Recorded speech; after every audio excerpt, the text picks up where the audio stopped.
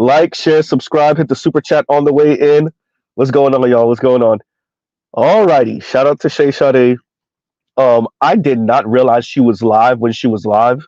I was either working or I just was not paying attention. I was not on YouTube, which is like never happens, but okay. Um, Shout out to everyone that was part of her panel. Um, yeah. So, and we are speaking of Shay Sade's video, which is the link is in the description. Misogyny or the silencing of black men, and it has like what 4 question marks at the end of it.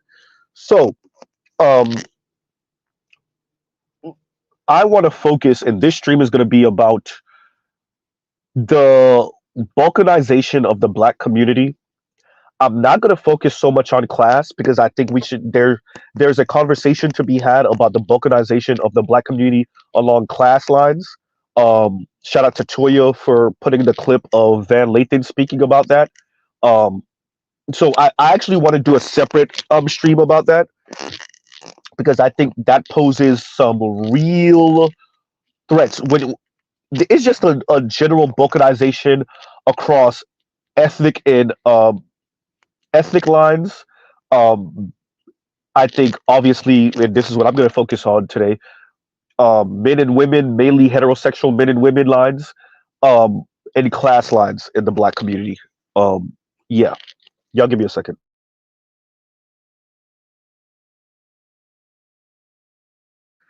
And we're back. So, um, Shay Sade speaks to Obsidian, Game Changers up there. Ed was up there. Dr. Thunder was up there. Toya was up there. Chaos was up there. 18th Letter was up there. Shout out to all of them. And I really want to focus on the ideological battle for the minds of the youth amongst what's going on, Detro, um, and Trail and Longo and Mr. Shook to you. Okay. The ideological battle between men and women, black men and black women, that's going on right now.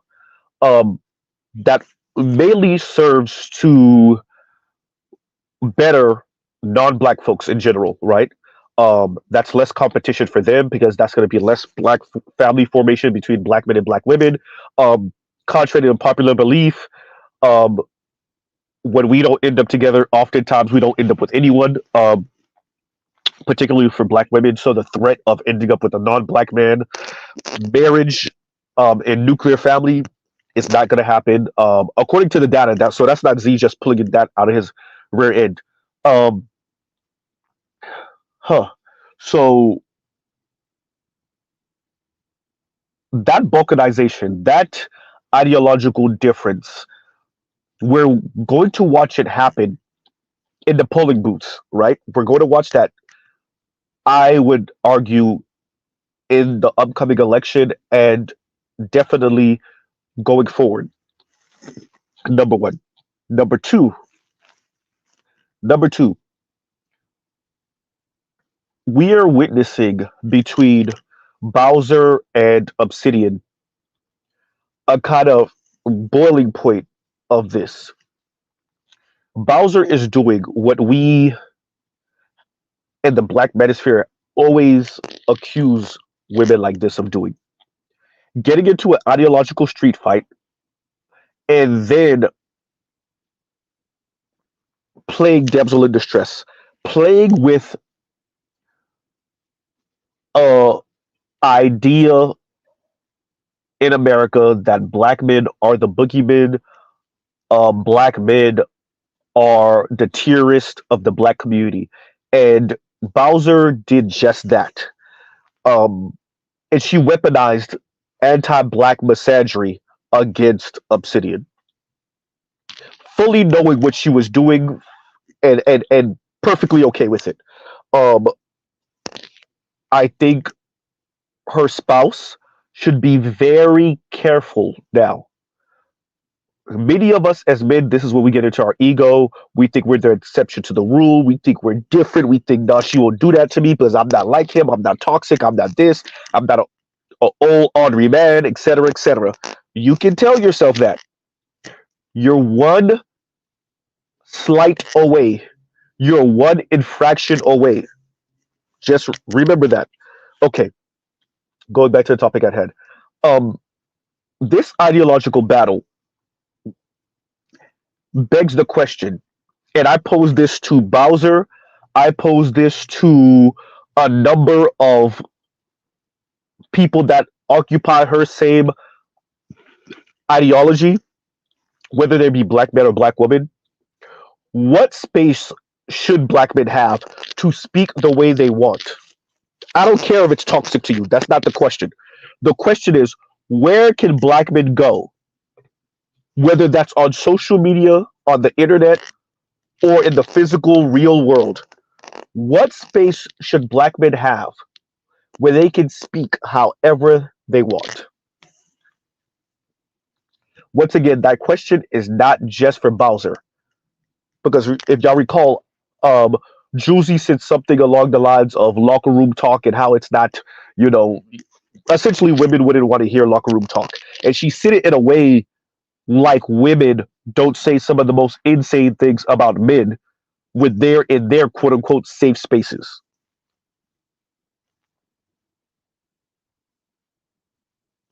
Right? So that's the first question. The first question is, where can black men go where black men can air out their grievances with black women, where we don't have to tiptoe with our language, where we don't have to appeal to white authority to come and regulate these women for us? Where, what safe space? Yeah, Mr. Z is saying safe space. What safe space do black men have, or should black men have, to speak about their issues with black women? Right? You know, earlier I was watching something from the white woman. What is her name again? Maggie Thompson, who Toya referenced, and Maggie Thompson was going through um, s- much of the reason why black people, young black people, I think it was just black people, but black people self delete, and black men in particular self delete. And if I recall correctly, the on the top of the list was intimate partner issues. Meanwhile, for women, black women, it was on the bottom of the list. So my question to Bowser, my question to all the black women that occupy their space, her space, better yet, we are all that crap y'all talking about black men, all of it, all the spaces y'all have to vent, whether it's on social media, whether it's in front of white folks, which y'all love to do, whether it's in hair salons and nail salons, all these spaces y'all cry, y'all talk crap, y'all sing about it in songs, etc., etc. And yet, black men are more likely to delete themselves because of intimate partner issues, right, than black women are. Now, you know, if you let these people talk, they would switch that around and say we're the problem, right? Exactly, Trell. Remove themselves from the situation permanently, right? Exactly, right? And y'all give Mr. Z 1 second.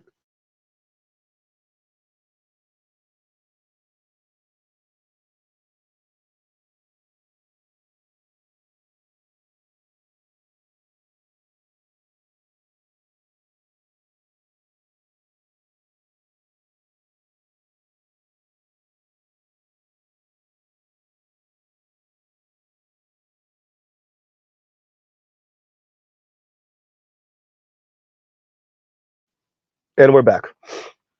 Mr. Z's nose is stuffy, so excuse my different sounding voice and me pausing every few minutes to breathe. So there's that. Um, so when you consider what Miss Maggie Thompson was saying, would you consider what Bowser just showed us? When you consider what we saw with the uproar over Jonathan Owens and Simone Biles Owens in their situation, when you consider the way black men and young boys have been made to feel within the black community as undervalued, devalued, unworthy, right? Not man enough on one side because we're not white men, and not empathetic, sympathetic, um, injustice oriented on the other side because we're not black women. Um, and so this perfectly encapsulates what I said to FD Signifier, which is black men are raised that they are defective white boys and defective black girls simultaneously. You won't have the power and the wealth of white boys when they become white men, and you won't have the social justice spirit, and you won't essentially be a black woman with a penis like a black woman, right? So what are you? The ideological battle that we have in the black community right now is a proxy, right? It's a proxy battle.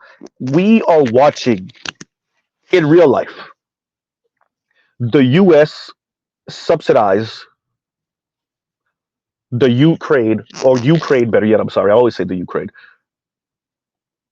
We are watching the US and European powers subsidize the war between Ukraine and Russia. And we're watching them back Ukraine with personnel, with um, military equipment, with um, plans, with locations, with information, all of it. And if we can watch the US do that overseas with a country that is thousands of miles away, right? Spending good taxpayer money to, let's call it, I think, help to encircle Russia. Oops. Um, if we're watching the US do that overseas, what makes us think that the US is not mingling in the internal politics and the gender issues and conflicts with this 13% of black Americans it has within its borders? Right? And then what does it look like? How would that mingling and interfering in the internal politics between black people, whether it be about skin tone and desirability, whether it be class, whether it be men women, heterosexual men women issues, whether it be um there was one more, sexual orientation. Why do we think that the US is okay with intervening in the conflicts overseas and literally spending hundreds of millions, if not billions of dollars, but yet the US won't spend what, a couple thousand, maybe a couple $1 million to maintain a particular power dynamic and gender dynamic within the black community? My question also would be to Bowser herself. If black men and black women have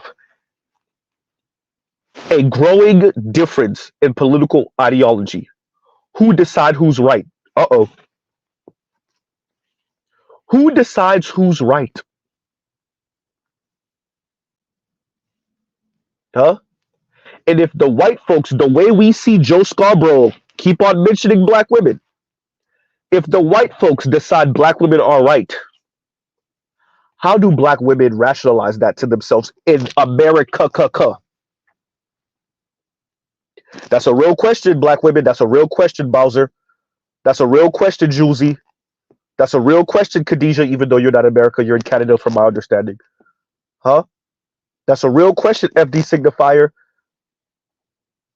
Huh? That's a real question, Dr. Umar Johnson. That's a real question, Alvin, Eddie, Josh. That's a real question, T1J and Consciously and Professor Odie.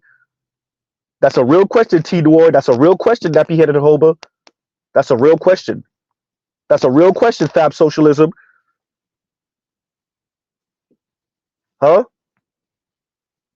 If we continue to see white folks put the thumb on the scales for black women in America, what does that say about what they think about the black community? Huh? And who should be the face and the more influential power within the black community and why they should be? It's a real question. Huh? That's a real question, right? The ideological battle that black men and black women are faced with, it it does speak to a general balkanization of America.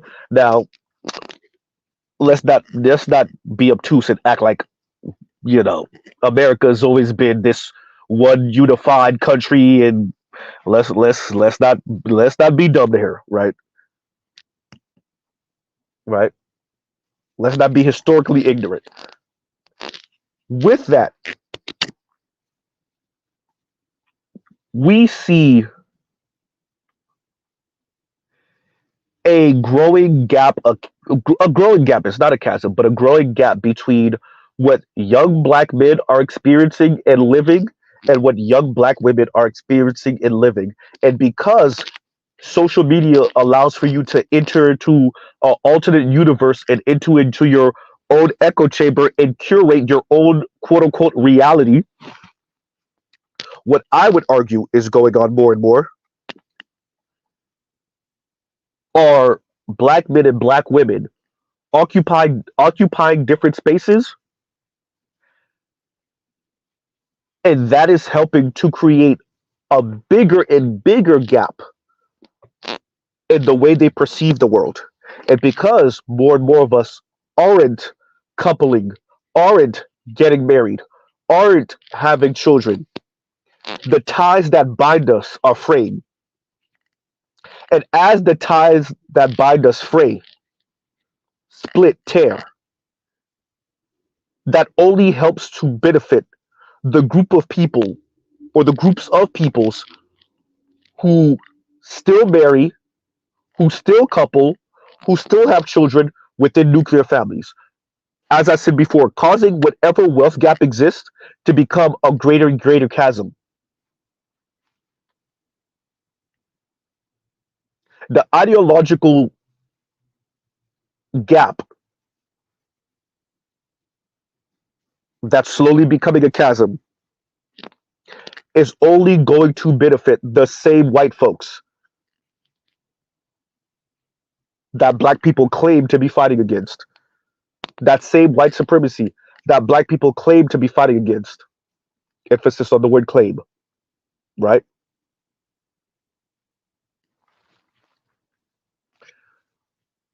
We're watching, and if Obsidian is to be believed, Bowser said this was a Pyrrhic victory for her. Well, as I said before, shout out to Compassionate Callus, it wouldn't be black people, black men, excuse me, to knock black women down a peg, right? It would be white men. It would be white women. Because black girl magic, and if somebody can remember how Charles Faulkner Jr., shout out to Charles, explains black girl magic, right? I don't remember the quote exactly, so I don't even want to do my horrible attempt at referencing it. But black girl magic, from what we've seen over the past few decades, is truly built off of, for the most part, white liberal largesse. That doesn't mean that there aren't black women that are not talented.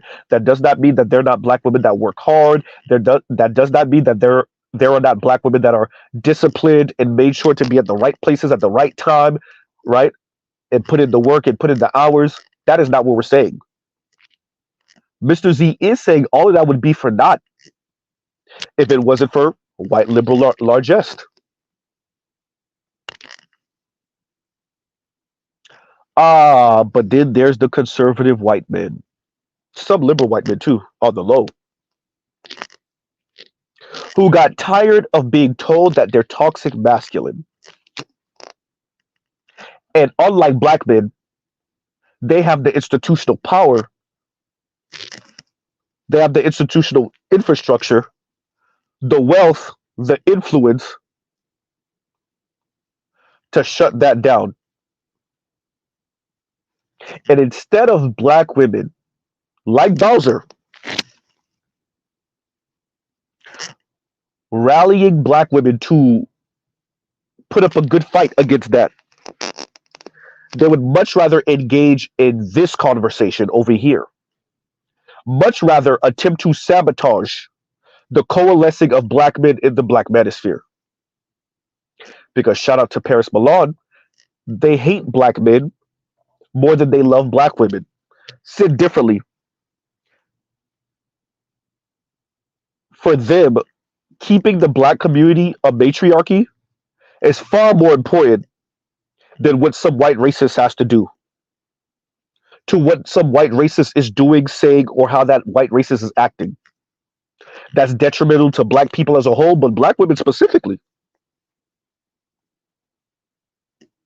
right? We speak about the hyperfixation of on black men and the negative attention black men get from outside the black community. The hypervigilance of others when it comes to black males being in their spaces. The question then becomes, have black women not also adopted that same way of viewing black men, black boys, black males? And then what does that look like? FD Signifier himself played a clip showing all of these teachers focusing on the black boy to see if he would act up. That include the black female teacher. So the question then becomes to Bowser, how have you internalized anti-black misandry in ways that hurt black men and boys? Maybe calling black men and boys useless. Maybe that's not smart. Maybe calling the black manosphere useless is not smart. Black men need spaces to talk and vent, and it may not be something you like hearing. Because women like you, Bowser, have been, excuse me, have been the de facto lead within the black community centuries, a few decades. And y'all have done your level best to defecate on black men every chance you get, especially in front of the white folks. And believe it or not, black men's goal is not to defecate on black women. At least the black manosphere goal is not to defecate on black women in front of white folks. Black men's goal is to actually be men, not white men, but actually be men who are not subject to the rules and the norms of a white racist society and a black matriarchy if you want to be kind, gynocracy if you want to be accurate. The ideological battle will continue, I argue, until a critical mass of black men are no longer part of the black community.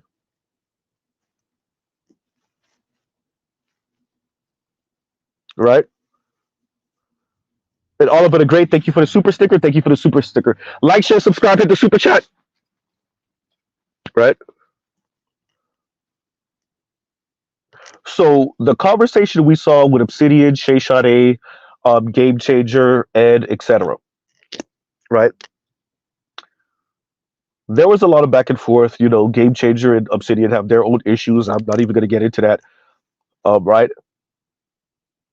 But what we saw with Bowser, and especially when she said she cried through a temper tantrum, she cried when she was speaking to the YouTube exec because she wasn't getting her way. It speaks to the fact that people like her for decades. This is the same thing Oprah and Gail pulled with Snoop. Black women like Bowser know they can leverage anti-black male sentiments against black men. And the subtle, not so subtle threat to and on black men is that. And it's always been.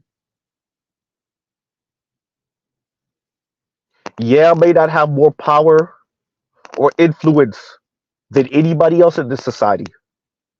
But I do have one thing. I can weaponize anti-black misandry against you. And unlike me, where I might have to just worry about a maybe reputation situation or maybe a quote unquote social death, no, they might actually really kill you. Forget a social death. Right? Maybe I'll give Z 1 second.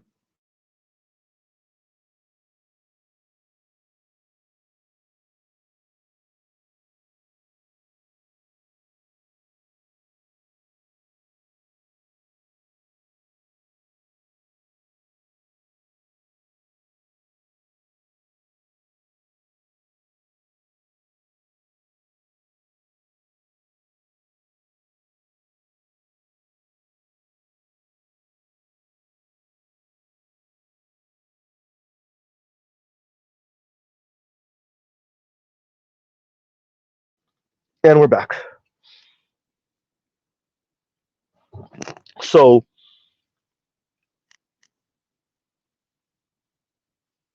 you know, when MD was on Bernard Riley's channel, and he just admitted to Edward Anderson that the black community is a matriarchy. That he would wish it to be, but essentially because of the way white patriarchy works, the black community is a matriarchy. Now, we all know that black women refuse to admit that it is, even though everyone says that it is, and everyone knows that it is. Black women are the backbone of the black community, right? Everyone from Moynihan to Dr. T, shout out to Dr. T. Hassan Johnson, right? Everyone knows, even Joe Scarborough, and that's a white man, right? Dr. Umar, everyone knows. Here's the kicker. The black community is a matriarchy, if you want to be kind, godocracy, if you want to be accurate, with a group of quote unquote leaders who don't actually want to take responsibility, so they shirk off the title.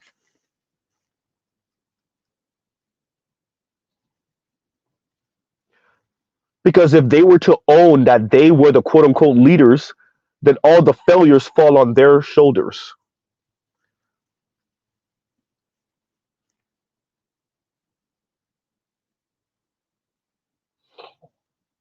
Right? And everything going on in the black community, all the negatives make sense. I've said this before. Once you accept that the black community is a matriarchy, black men dating and marrying out makes so much sense, particularly successful black men. Right? Right?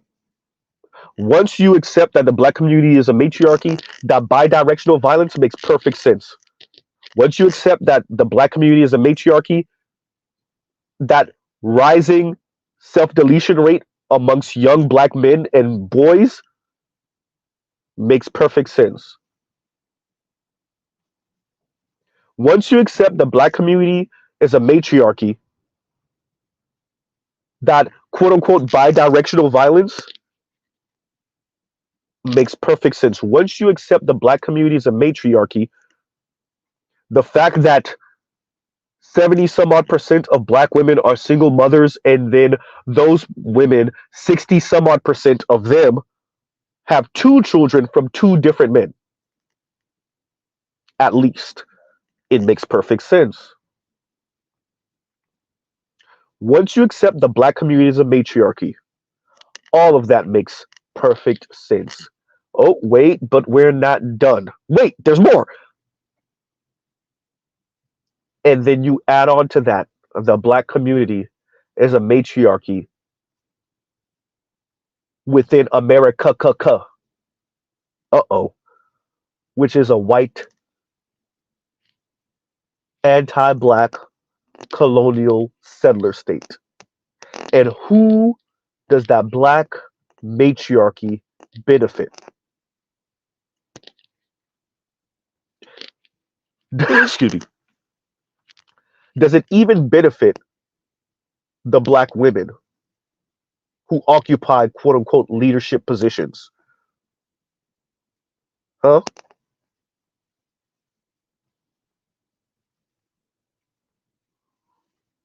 So, what you have are some 40 some odd million black people who de facto leaders in their families, in their communities, are black women, right? Even if those black women aren't necessarily married to black men, Susan Rice, right?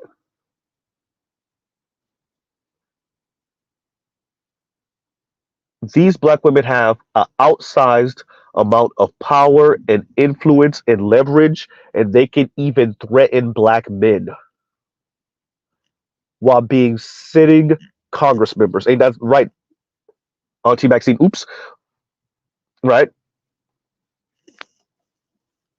You pay fealty to them as a black man by defecating on other black men and calling it quote unquote constructive criticism and tough love.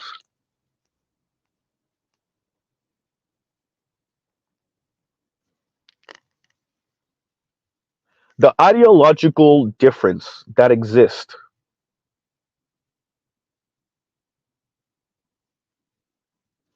and that's going to get worse. I argue it's going to get worse, simple, because heterosexual black women, like all other heterosexual women, are hypocrites.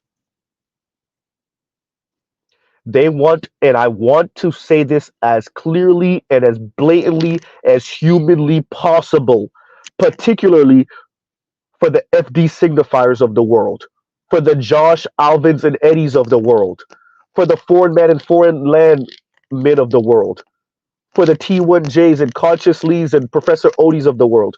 They're hypocrites because they still want you to be paymaster.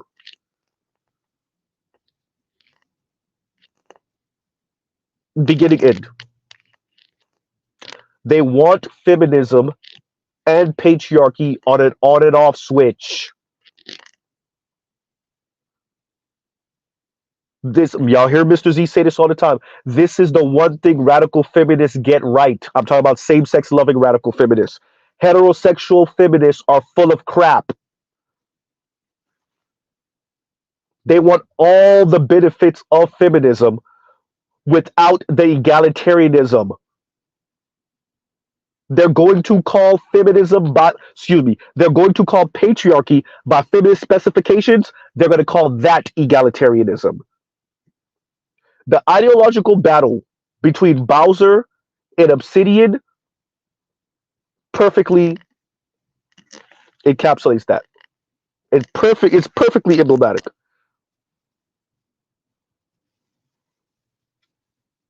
right?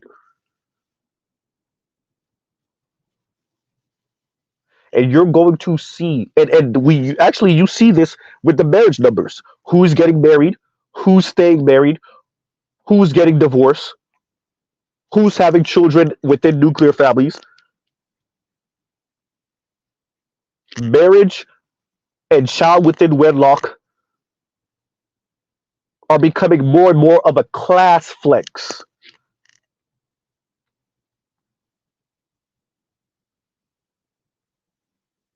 It's becoming more and more of a class indication of class and position.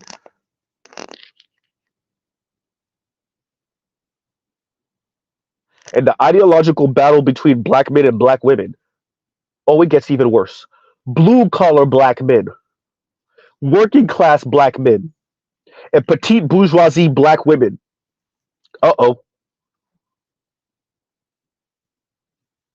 Once again, in America, only show more and more the issues that we see between Bowser and Obsidian. That's a black man who grew up working class, right? Having an ideological difference, debate, argument with a petite bourgeoisie black woman. Huh.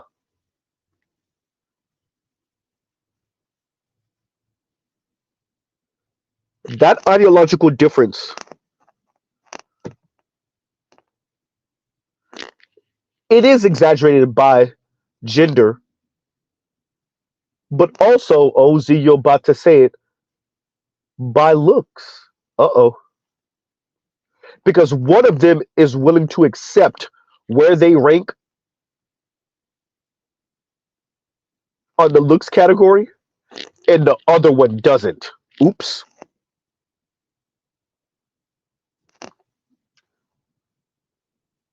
The other one tends to lie to themselves. Yikes. The other one thinks they're shallow and I don't know. One of them, you can tell, has an issue when someone of the same gender, same sex, does not pay fealty, right, to the ideology, right? The other, not so much.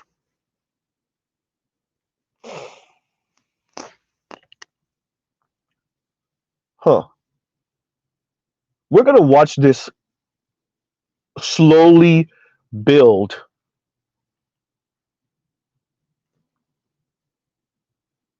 particularly as working class people in America, not just black people, watch that wealth gap grow and grow and grow and become a larger chasm, because it's not just the money. I said this before, referencing Richard Reeves, not his book of Boys and Men, but his book Dream Hoarders, where he references it's not just the 1%. Everybody hyper focus on the top 1%. No, it's the top 20%. And the fact that they are hoarding not just the money, but the education and the positions, right? The dreams and aspirations. Once again, that's across America. That's not just black Americans.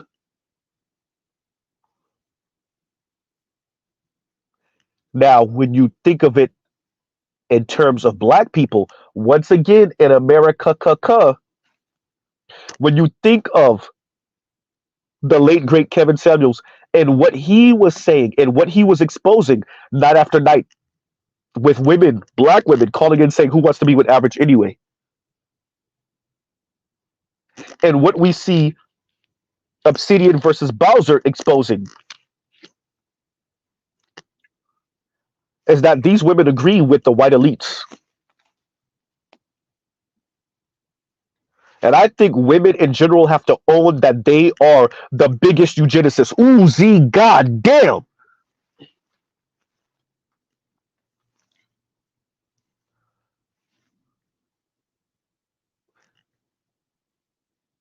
It's not just white racist neo Nazis. No. These people fully believe that it should only be the top 10, top 20, top 15, top 5, top 1% that reproduce, that live the good life, that have stability, etc., etc. Exception women, exception black women.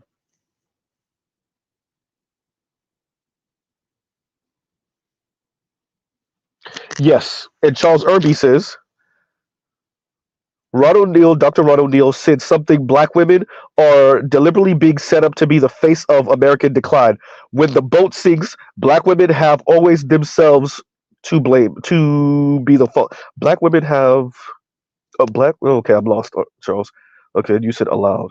Anyway, okay, yeah, I get what you're saying, though. I get what you're saying. Right, and once again, thank you for the super sticker, Oliver. Like, share, subscribe, hit the super chat, and I do agree. But what are they doing necessarily to fight it, to fight against it? Right?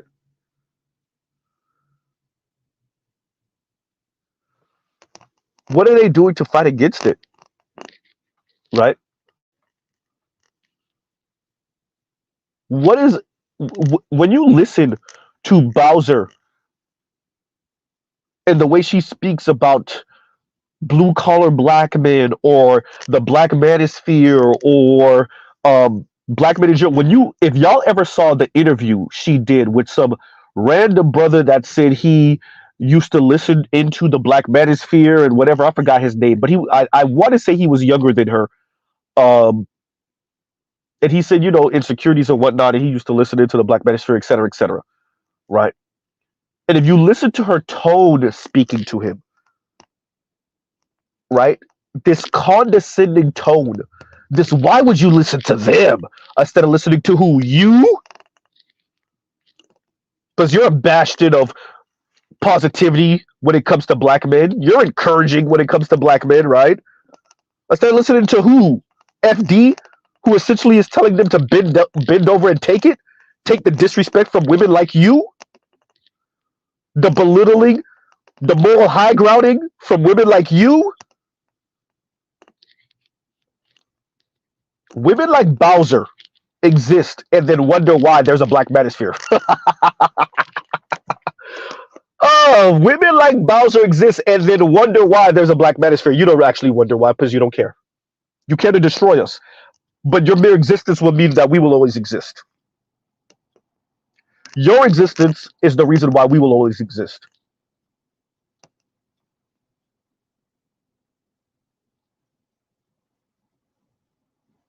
Right?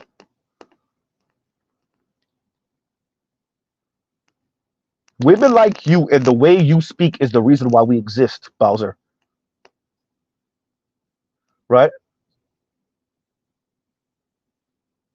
Everyone from Terry McMillan to Bell Hooks to Oprah to Alice Walker,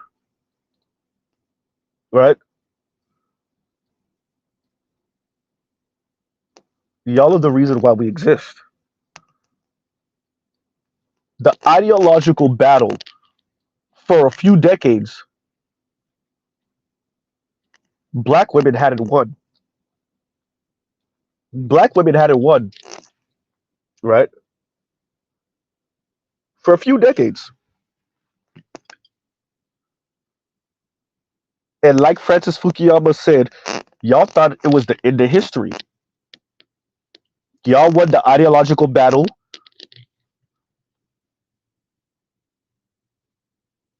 White folks, white feminists, whether that be white man or white woman, put the thumb on the scales for you.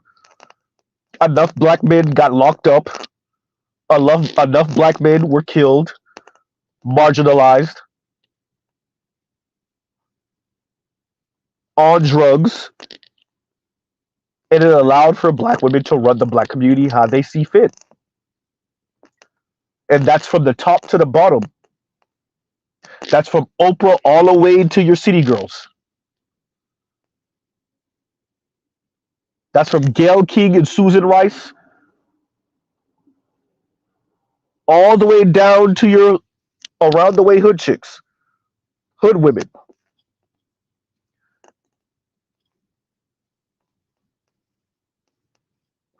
But what is black women's position going to look like as white men start to flex their power again on white women? As white conservative men start to flex on white women, what does black women's position in the black community look like? Does it remain the same? Because these white men have a Machiavellian worldview? Possibly. Where they continue to bolster black women because they know that's going to mean the black community remains where it is as black men slowly leak out and then the black community just becomes a pile of dead bones? Or do they rip the foundation that black women stand on? Not even really to spite black women, but to spite white women. Right? Black women just so happen to be in the way. Huh? Huh. You know, shout out to Compassionate. Compassionate posted the article from Fortune, I want to say Fortune magazine, and I think it was a couple of others that showed that all of these corporations and companies, or many of them, their DEI programs that help to benefit a particular group of black women, many of them are rescinding or repealing, or they're shutting the program down, right?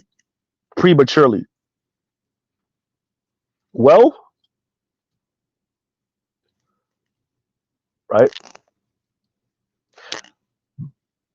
Bowsers of the world don't fully appreciate that they're able to stick their middle finger up at black men in general the way they are, not only because of white liberal largesse, like I've said, but the money that comes from white liberal largesse, the influence, the position that comes from white liberal largesse. Well, what happens when the white liberal is too busy fighting their conservative brethren, their conservative brethren and sistren? Now what?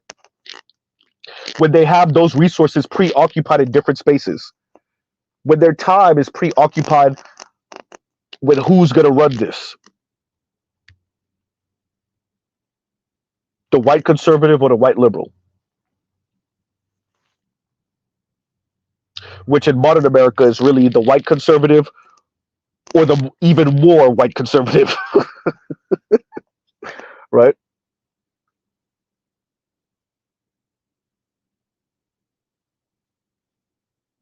Yeah. Hey, Creole Joe says, black men are done. IRL marriage is at 21% now. It'll continue to rise with younger millennials and Gen Z. That's for the ones that get married, right? That's for the ones that get married. I think the marriage rate decreases. And the people that do get married, particularly black men, increasingly get married interracially. I think the birth rate continues to decrease. No help and no thanks to black women like Bowser, right? I think the birth rate continues to decrease even in the black community. I think the marriage rate continues to decrease even in the black community, particularly in the black community. And I think for the black men that do get married, that interracial marriage rate continues to rise.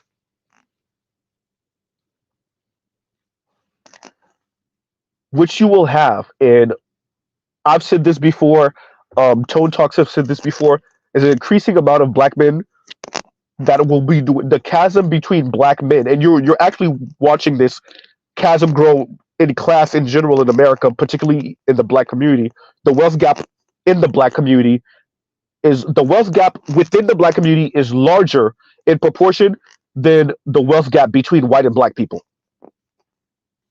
And I think you watch that gap become larger as the black people with some money and some status continue to see and marry, continue to have children within nuclear family, continue to pass down that wealth to their children, and then the Bowsers of the world who do get married and have children within nuclear family continue to sell to working class and working poor black women, not to be with those dusties, those misogynists, those misogynoists over there. Right?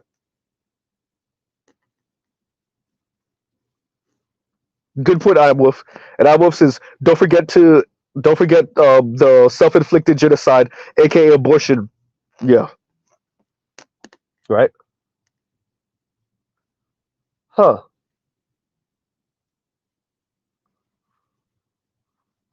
So I do think the Bowsers of the world help to exacerbate the growing wealth gap and just quality of life. Let's just call a thing a thing. If Miss Maggie Thompson is to be believed, this is a white woman. One of the one of the biggest indicators of thoughts of self-deletion or outright self-deletion is whether you have familial connection, friends, family, right? Not having a sense of loneliness.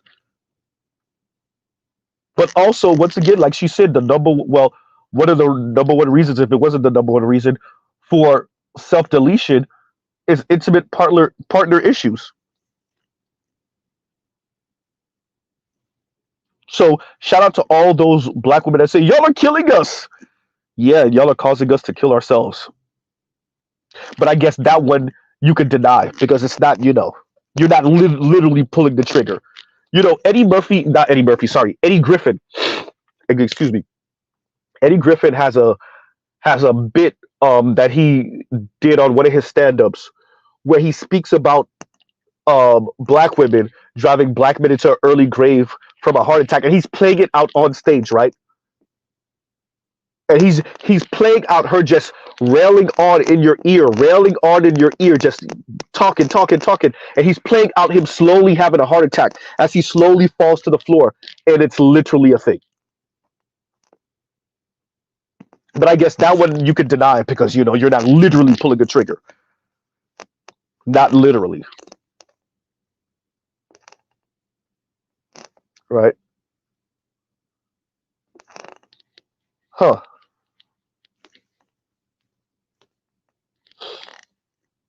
And then you wonder why Chris Rock mentions how early his father passed and how his father died from something far less severe than what he was able to save his mother because of his wealth with.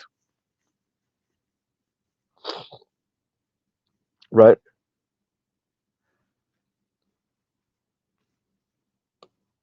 Huh. So we're going to keep on watching this ideological battle.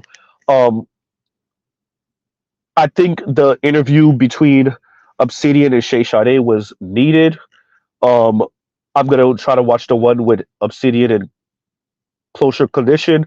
Um, Culture Condition. Anyway, tongue tied. I'm going to try to watch that. Um, we're gonna. Yeah, I maintain that we're gonna keep on watching this gap grow, and it speaks to the hypocrisy. Excuse me. It speaks to the hypocrisy that I was speaking of earlier, which is heterosexual feminists, particularly of a higher class, heterosexual feminists of a higher class being in long-term relationships, getting married, having children within wedlock, taking that education they have, taking the education their man has, instilling in their children a love for learning, passing on wealth to their children, etc., while they wax poetic on some "a woman needs a man like a fish needs a bicycle" type rhetoric. They wax poetic in that way, particularly to working class women, black women.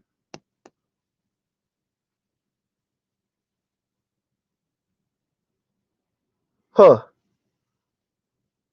It's as if they're attempting to eliminate their competition. Oops. Sounds real Machiavellian, right? And what's going on, Dr. Thunder? And Doc says, like, share, comment, and subscribe. Like, share, subscribe, hit the super chat, right? This ideological battle is real, and much of it is being funded by the same white folks that don't hire black women. Oops. Right? Huh. You know, I agree with Dr. Ron O'Neill that black women are going to be left holding the bag. I've already said it. White women and Latina women, at least from what I see, it looks like they're giving this a second thought. We might have went too far with second and third and fourth wave feminism. Well, apparently we're on fourth wave. Fourth wave feminism. We might have went too far. Right? Where black women, on the other hand, particularly the ones like Bowser,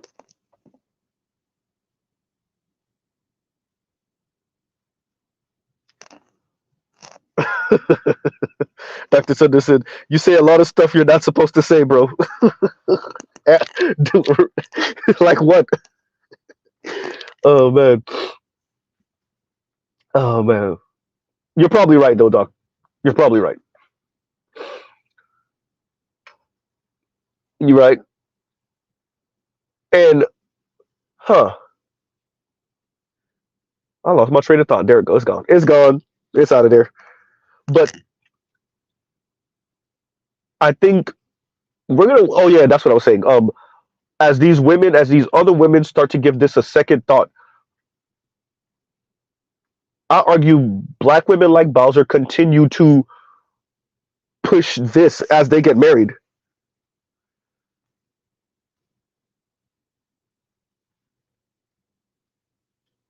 Right? Oh, baby eating. Oh, okay. Oopsie. Right? Okay. And Dr. Thunder, thank you very much. And this is the quote from Dr. Ron O'Neill. And it says, this was inevitable. It started with black men over a century ago, the birth of a nation. Now it has transferred to black women. 50 years from now, who will be blamed for the destruction of the United States? Right? It's much like, it reminds me of much like how much of the fall of the Roman Empire was blamed on the Visigoths, right? Which was their internal, quote unquote, slave group of people, right? It wasn't just the Mongols, but it was and the fact that they stretched the empire too far and whatever. But much of it, from my understanding, was blamed also on the Visigoths and the rebellion of the Visigoths. Am I pronouncing that correctly? Am I saying that right? For those of you that know any of my historians in here, right? And Dr. Thunder continue. Okay, let me read the whole thing all over again. This was inevitable. It started with black men over a century ago, the birth of a nation. Now it has transferred. Okay, my comment move. Now it's transferred to black women. 50 years from now, who will be blamed for the destruction of the United States? It will not be the white ruling class, nor will it be black American men. It will be elite black women across American institutions. If you don't believe me, read the books of Vivek. Yeah, Vivek Ramaswamy. He sees black women as the face of destruction of American exceptionalism all over the world. I've read his books closely. Ramaswamy fails to recognize that black women are being set up. I agree.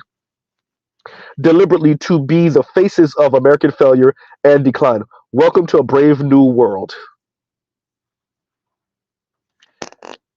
I would add to it, not only does Vivek fail to realize this, and that's if he fails to realize it. If he fails to, because if he knew how to weaponize anti-blackness during his election, if he realized, as a child to immigrants, Indian child of immigrants, how to weaponize anti-blackness in his rhetoric and walk the very thin line of saying it without saying, "You Negroes, shut up and know your place," and racism is not a thing and anti-blackness is not a thing. If he is aware enough of the racial dynamics between black and white folks in America to do that, then I think he might realize that black women are being set up. He's just still regurgitating the rhetoric that he know his white paymasters and white benefactors and white folks that could possibly get him into a powerful, more advantageous position what they want to hear. So it's possible that he doesn't realize that black women are being set up. It's also possible that he fully is aware of it and he's saying what he needs to say anyway, right?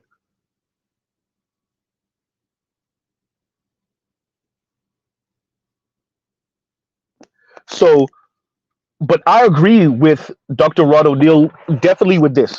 Black women don't realize that they're being set up. That's the thing. Black women don't realize they. You know how black women don't realize that they're. I have watched just a handful of black women say, "Yo, this black girl magic is not a real thing. Stop it. We're real. We're real human beings. We have to work very hard to get where we are. We have to jump through hoops and etc. Et cetera. It's not black girl magic. It's not. It's because of government policy and this. I've watched a handful of black women say that, but for the most part, and excuse me, my background, you guys, give me 1 second.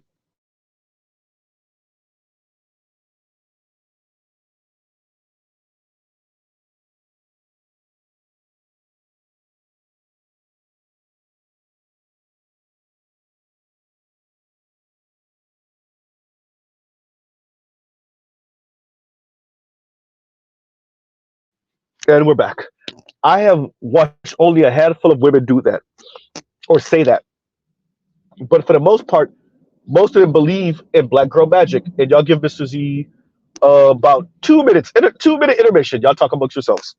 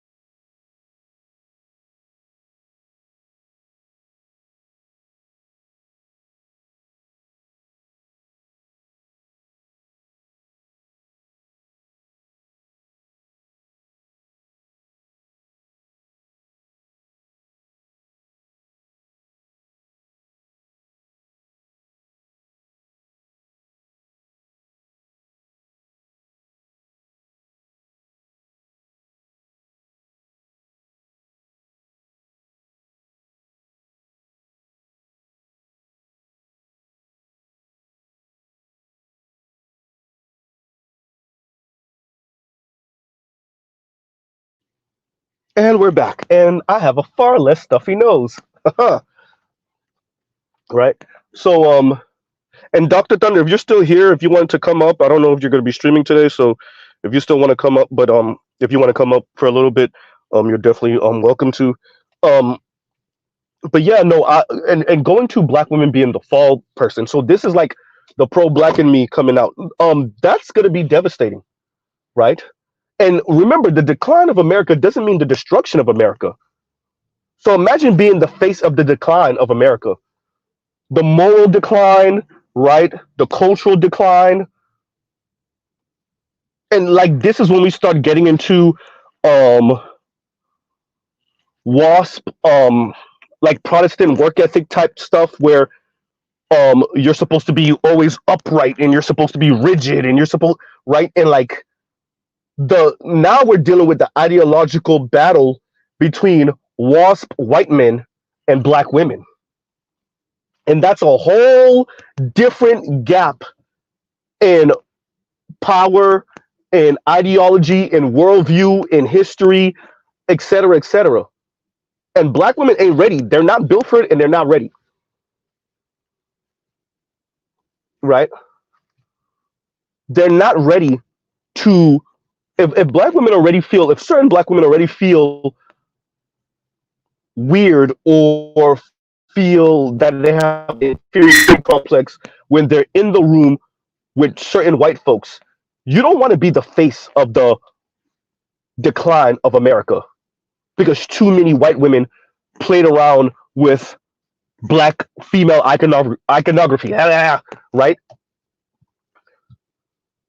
You don't want to be the face of that. You don't want to be the face of the moral, conscious decline, right? Now I'm being a bit hyperbolic with this, to be honest. But black women, you don't want to be the face of that. It's not a good look, right?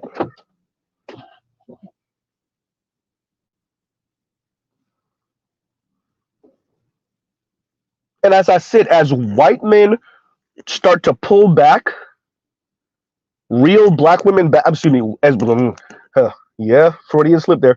But as white men start to reel white women back,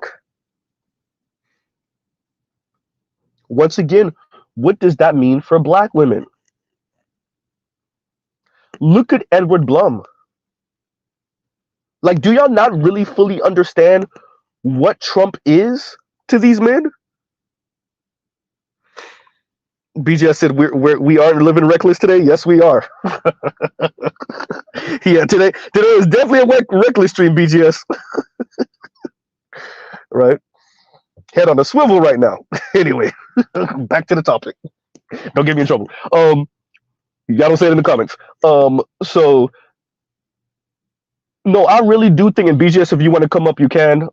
Just let me know. I'll put the link in the description. I mean, put the link in the comments. Y'all already know. If Mr. Z ever come to abrupt stop, you already know. Don't put it in the comments. But yeah, so no, I do think as white men attempt to reel white women back, I think that has a adverse effect on black women, right? I said it like look Ed Blum flexed his muscles. Well, he's been on this kick for a decade, we know, right?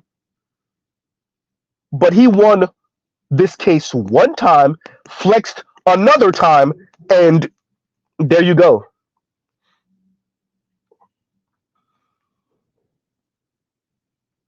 Right?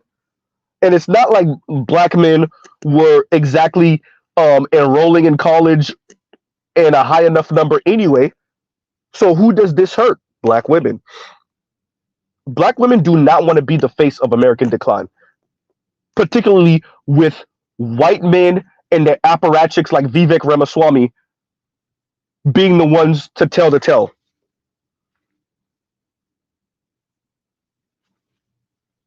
And I could tie that to the ideological battle. The issue that Bowser has is, yeah, you have a FD on your side and a foreign man in a foreign land and whatever. You don't have enough black men. Let's just be point blank serious. Dear Bowser, you don't have enough black men, and them white women that you think are going to be on your side, let their husbands flex for real. They will not be. Let their boyfriends flex for real. They won't be there.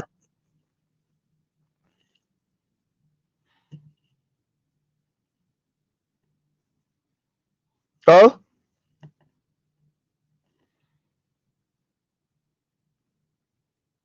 That's a very thin sheet of ice y'all standing on as a platform. That's a very thin sheet of ice.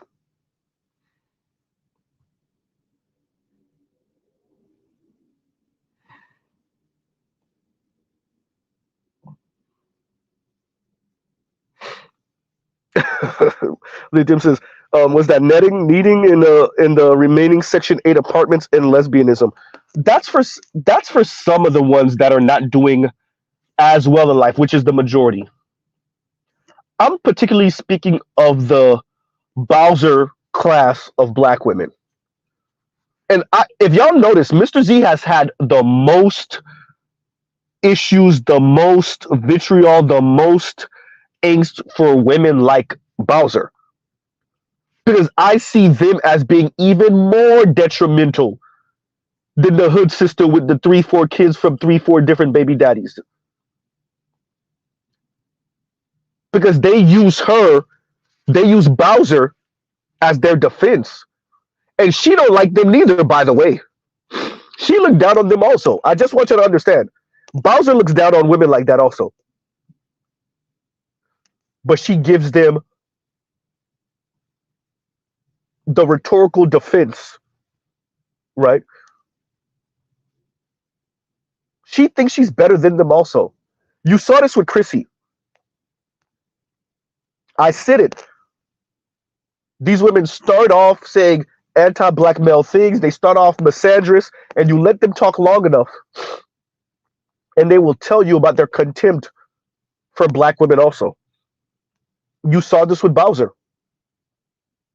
You saw it when Brittany Renner said what she said about exercising and keeping yourself looking good for a man. Right? You see it how she's going after Obsidian's lady.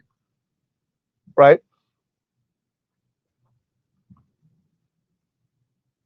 Yeah.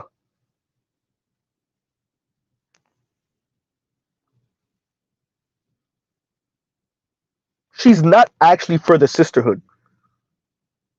She's about maintaining her position as the petite bourgeois black woman who dictates down to all the masses of the Negroes. And her issue with Obsidian's lady is that Obsidian lady is not running that relationship. You're supposed to tell that Negro to shut up. He shouldn't even be speaking. Why is he speaking? Who's his master? Where's his handler? Wait a minute. Aren't you supposed to be his handler? Why is he talking?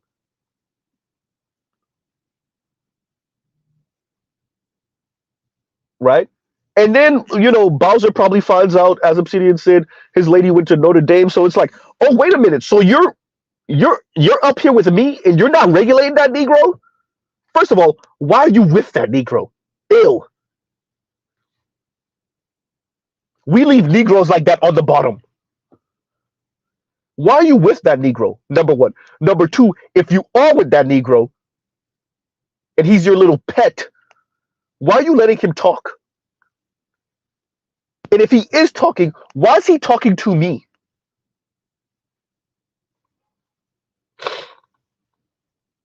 Thank you, I'm Wolf. Where's his leash? Right? He's talking and he's talking to me. And this only furthers to emphasize her point of why she couldn't see herself with a blue. Because think about, I want y'all to understand, Bowser has said multiple times why she could not see herself with a blue collar black man, blue collar man. And it's because of a difference in ideology, it's a difference in value system, and et cetera, right? And so her back and forth with Obsidian only further to emphasize that point to her.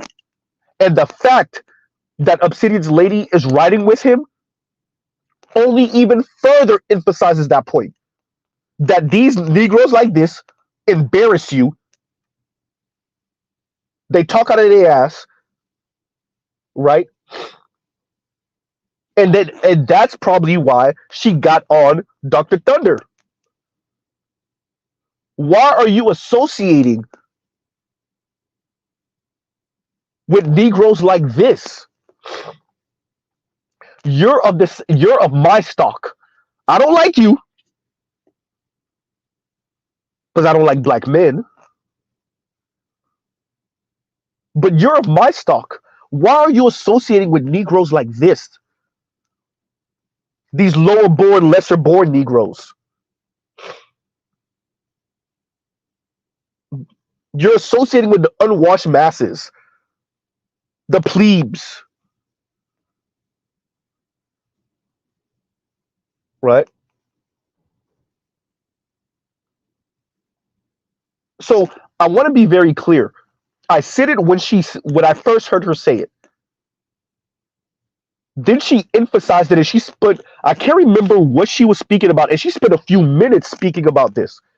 Why she couldn't see herself with a blue collar man, and how she had relatives, or I think she watched older female cousins or whatever, be married to these blue collar men, and even if they're still married to them, some of them got divorced, but even if they're still married, they have a disagreement about whether the children should go to college or not, et cetera, et cetera.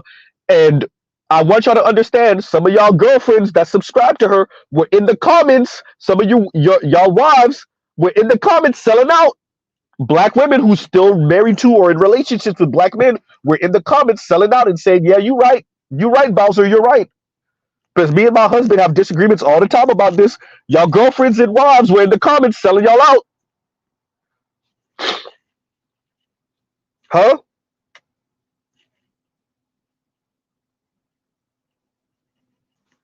Ooh, good point, Pablo.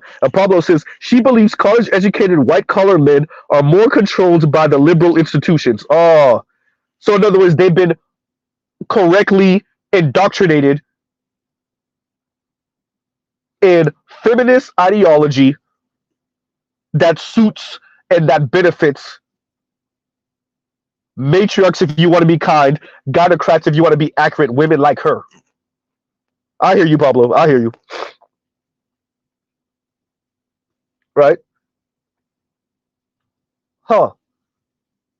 So FD signifier, goddamn Z. Right? Huh. Let's not forget, I saw that clip. Miss Fannie Willis pretty much saying the same thing. I need a man like a fish needs a bicycle. She said that on the stands. I said on the stands. On the stand. On the stands. What are you saying, Z? Right? Huh.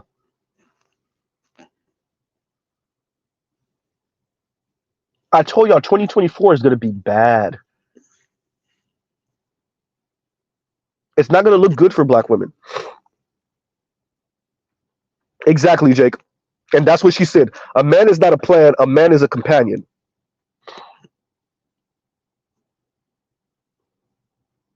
While you were an accomplice on this man cheating on his wife.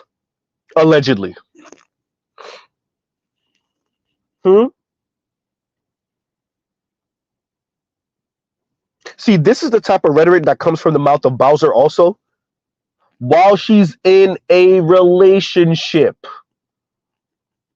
So, she did a live stream once, and in her comments were a couple of women, and they were lamenting or Yeah, but better lamenting that they're finding more and more men are afraid to date them because they have children. And she read, I think, one or two of those comments. Huh? Well, you could thank women like Fannie Willis in her comments and Bowser for that. They help, and the ideological elders of Fannie, and of Bowser, their ideological elders help to create that space. The men now, and it's interesting because you watch as like women will say it and then still not get it. They will say it and then still not get it. What are you saying, Z? Here's an example. All these men that were raised by single mothers and then they turn around and don't want to be with single mothers. Don't you get it? Oh my God. Y'all will say it and then still not understand why.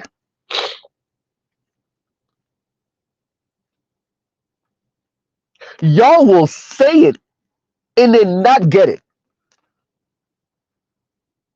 First of all, I don't know what type of incestual conversation you're making. All these men that were raised by single black men that were raised by single mothers and they don't want to be single mothers. It's kind of weird. Number one. Number two, these boys were privy to all the sneak stuff their mothers were on.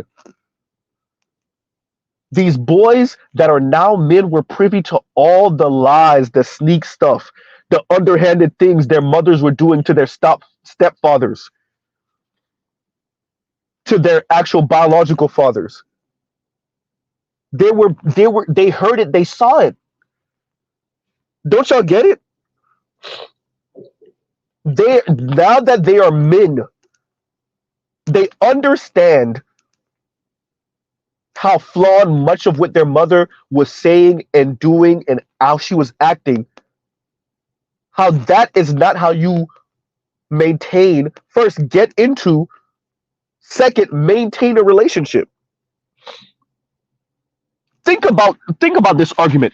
Because you were raised by a single mother, you should be okay with being in a relationship, intimate relationship with a single mother, knowing that at best, you come in third place. At best. Not first place, because depending on how selfish she is, that's either her or the kids. Not second place, because once again, depending on how selfish she is, that's between her and the kids. And at best, you come in third place. That's if it's not the dog or the cat. Or a best friend. At best, you come in third place. Right?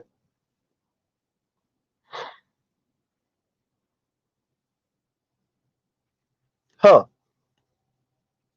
And the men that were once boys that were raised by these single mothers, you're saying y'all should be open because your mother was a single mother. Yeah. Look how many adults that we have, men and women, that are slowly telling y'all more and more, my mom was a terror. My mom was an asshole. My mom was an asshole to my father. My mom was an asshole to my stepfather. My mom got married 2 and 3 times and she was the problem every single time. Y'all completely ignore all of the women and the men that keep on telling y'all that. Bowser and whoever was in her comments saying this type of stuff. I know she's not black, but Darlene Ortiz tell y'all all the time about her mom. One of y'all favorite people, Alice Walker, her daughter is telling y'all about her. Huh? Y'all just watch Monique's son go off on her.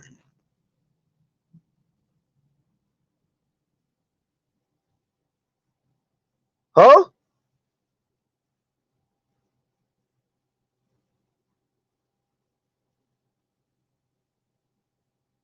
And yet, what?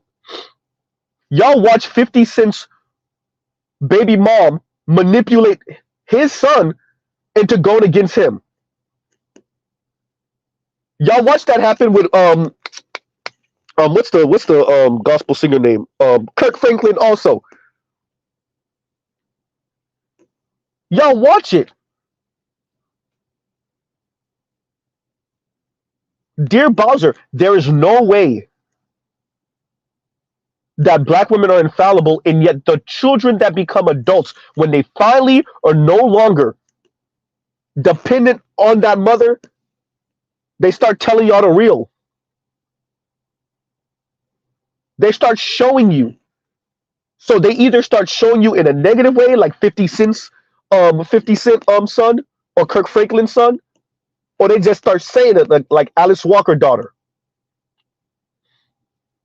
like Monique's son. Huh?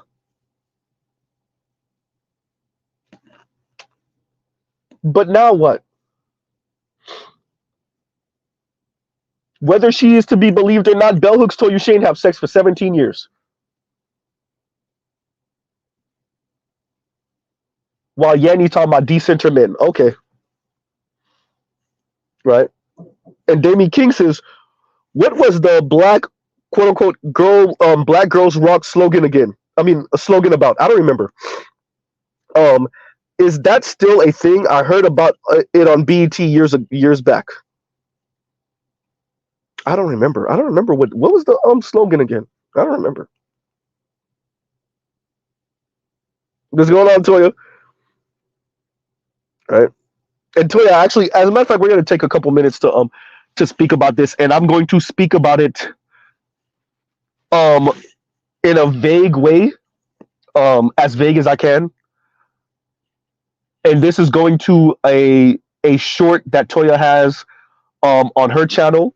So Toya will know what I'm speaking about. For all of you that watched the short, I think it's the most recent short on Toya's channel. It's interesting being a black person born in the U.S. taxpayer, and your tax dollars are going to fund a white colonial state in the Middle East,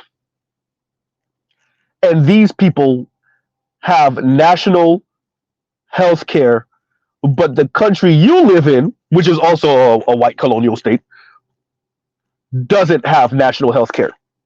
They tell you we can't do that, but then they take your tax dollars to subsidize the other white colonial state keeping their foot on them people over their neck, and that those people have national health care. I'm just saying. Right? And by the way, Mr. Z isn't calling those people over there, the oppressors over there, a white colonial state just to throw it out there. I mean, literally, it was founded on that. I mean, literally, they were saying that when they were moving there, they were appealing to the European white powers by saying, yeah, this is what we on. So I'm not just saying white colonial state just to say it. It's not just a throwaway line. Right? That's a white colonial state over there. A white settler colonial state. And on that note, hey, but remember, those people over there want to be part of that game too. So hey, you get what you get. No? They if we recall correctly, shout out to BGS, shout out to the what he had us watch a few years ago now. Yeah, those people over there, when the lines got redrawn and the racial lines got redrawn, when they were considered the other also, they threw a fit about it because they knew what being considered the other would mean for them, but they still want to be part of the club. And now y'all getting a foot on your neck from the people that are part of the club. Yeah, that part. Anyway, back to the topic at hand. I don't want to, yeah. So, yep. Anyway, so back to Miss Bowser.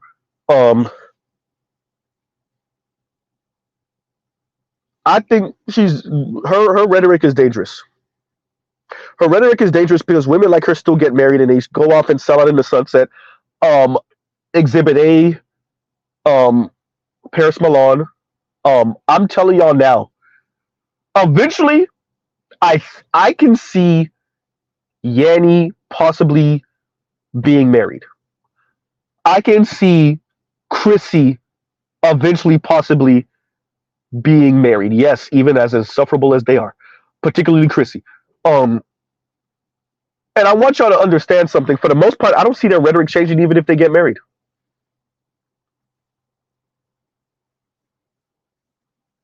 Right?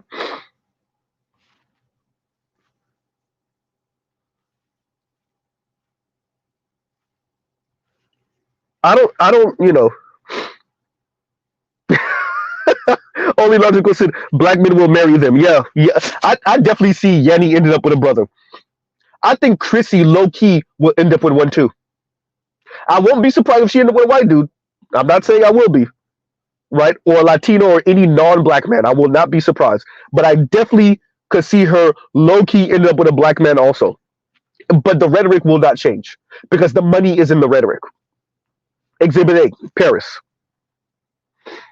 right? Exhibit B, Bowser. Exhibit C, if she is to be believed, Crystalline Carrison, right? Apparently, she was dating a black man at one point since the divorce. Same thing with Cynthia G, dating a black man. Apparently, from my understanding, right after she said abort black male babies to Dr. Umar Johnson, she said she was going back to what to go chill with her boyfriend and a black one at that, if I'm not mistaken. Right?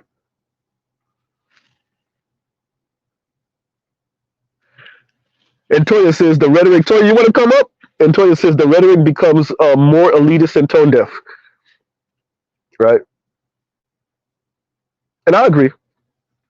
I agree. And it's frightening to me because they swear they're doing black women a service. Don't end up with those toxic men over there. It's better that you're single than ending up with these toxic men. Imagine telling someone else, suffer your loneliness and solitude. Go travel, go do something, go to the library, go surf the internet, do something. But it's better that you're single than ending up with these toxic men. I couldn't, and at best, what they'll do is I couldn't do it. But you know how when women say that I couldn't do it, which is like, oh, you loser, you're doing it. You're dealing with that man in that. No, I couldn't do it. Right? What's going on, better you? Trell, what's up?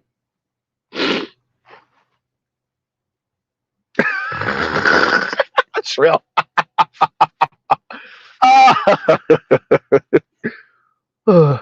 You better stop, Trell, before Kanye, not Kanye, pop up. Right? But yeah, no, it really is, and I really detest that about petite bourgeoisie women in general, not just black women in general in America, particularly the black ones, the heterosexual black ones. If you really about that, then go eat some vagina. Don't be talking all that crap, and then I find out you're in a heterosexual relationship. Make it worse with a white man, but okay, you're in a heterosexual relationship. All that talk, anti-patriarchy, anti-forms of oppression, anti-systems of oppression, anti what is it, hierarchical, whatever the hell. I fight misogyny in the war, I yawn, all these pick-me's and all this talk. And then we find out you're in a relationship. Intimate relationship with a man. Black man. You like to keep whatever's going on in your relationships hush hush. Whatever infractions or whatever he does that's quote unquote wrong, that's your private personal business. And yet, right, your public face is, I'm not settling for this, no that, dusty this, these men are dusty here. Right? That's your public face.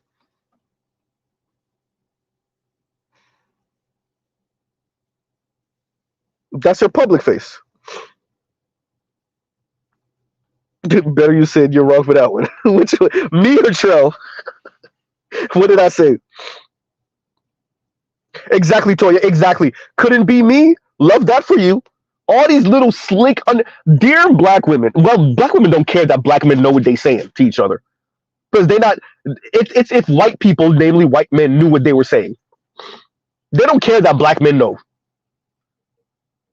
and that speaks to who y'all really respect. Fear, huh? They don't care that we know that they sniping at each other. Oh, your man did that. Ooh, could it be me? Oh, your man said that. Could it be me? Right? Oh, he proposed to me. Where was it? The Cheesecake Factory. Ooh. Okay, that's good. That's good. I love that for you. Really? You accepted a proposal in the Cheesecake Factory? You bum? I thought you were better than that. Any of y'all saw the clip of the brother that I don't know where they were, but he proposed. It was like, was it an office or was it I couldn't tell from the scenery where it was, but it didn't look glammed up. It was either an office or it was a lobby for something, a fast food restaurant, something. And obviously they were black, duh. And she was like, and if I remember correctly, her attitude, and I think she might have even said it, "You're not proposing to me in here," right? Now, granted, Mr. Z wouldn't do that, but the attitude, uh, says a lot. I really believe this. And Jake says black women are the worst at their own PR. And I really believe this. I think it's because of the negative liberty that they're attempting to force on everyone else. They're attempting to force their own negative liberty and their own twisted, weird understanding of quote unquote freedom on everyone else. And I want to be very clear. Their idea of freedom is negative liberty, actually. Right? Like, to hell with all the social norms, because this is the thing. They associate too much with the ideas of discipline and restraining yourself to a certain extent on quote unquote white stuff, white norms. And then that ends up hurting them. Right? Now, is that particularly the case for the Bowsers? No. Right? If you want to know why Bowser goes in on city girls and these other women for their sexuality, but not for their lewd conduct and behavior outside of advertising sexuality, the advertising sexuality is the competition part. That's why they want them to stop doing that. You can't really compete against Brittany Ritter, and you know it. So that's why you want her to continue to talk crap to black men. Right? You can't compete against Young Miami, and you know it. Right? You can't. Period, point blank, at all. It doesn't matter if you went to Harvard. It doesn't matter about your degree. It doesn't matter if you got the ears of white women, of white men. You cannot compete with her for the type of dudes you can pull. Period, point blank, done. That's why you critique her performance of sexuality. You don't critique the language. You don't critique the conduct, because that is what freedom looks like. Right? That's what freedom looks like.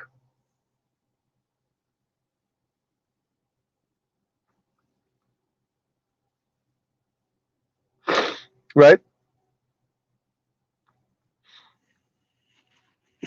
Danny King says, Mr. Z, her name is Queen Koopa. Right? And D Scott, thank you for the super chat. Thank you for the super chat. And D Scott says, excuse me, Mr. Z, how did you trip up on your own saying? It's yours.